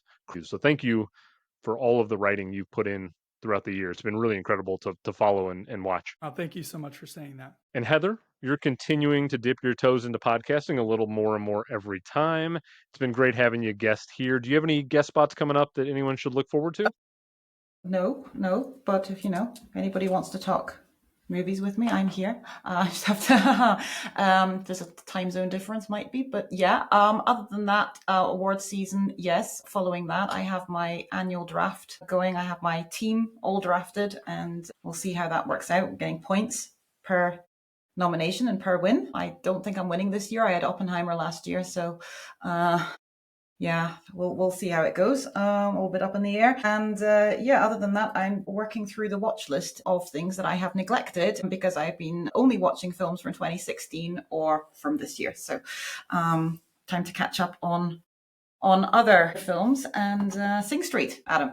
I shall be watching. Yeah, I can't wait to hear your thoughts. It's funny because anytime we get to this part of an episode and I ask people what's on the way, the first thing most of them say is, It'll be nice to watch something that's not in this year we've just talked about for the last few hours, because I feel like that's been all-consuming in my life, and I know that feeling every single month, so I feel you there. Yeah, no, but there's some really good discoveries as well, I have to say. So, I mean, I'd be interesting. I was trying desperately before to find my predictions and preferences from 2016 because I predict the Oscars, of course, every year, as we all do and I always predict against my brother, and I just couldn't find our 2016 list. I found so many other years, but couldn't find 2016 because I really wanted to see what my prediction was. I think I was quite good because it's fairly easy to predict, I feel, this year. But the Academy was going to go for it. But I really wanted to see what my preference was because we do both. So, Kind of see yeah, how but I you've couldn't find changed over it. 10 years. Kind of What? see how you've changed over 10 years. So, yeah, exactly. I mean, like I say, revisiting some of these where I was like, oh, God, I love Hidden Figures. I love Lion. I'm like, yeah, they're still really good movies, but am I putting them in my 10? Yeah. So, All it's been right, fun. and look out. It's been a lot of fun. I always have fun doing these deep dives. It's been a pleasure working with the two of you on this one. Look out for the upcoming second episode of season 2 in February. I'm going to be joined by Kristen Battistella from Therefore I Review and In Session Film, and Sean Phillips, aka Math Teacher Movies, on social media. We're going to be covering the year 1956, which is filled with epics, including Around the World in 80 Days, which beat out Giant, The Ten Commandments, The Searchers, and a number of other memorable films. You can find me on Instagram, most recently Blue Sky, Twitter, Letterboxd, Threads, TikTok at Rev Almanac.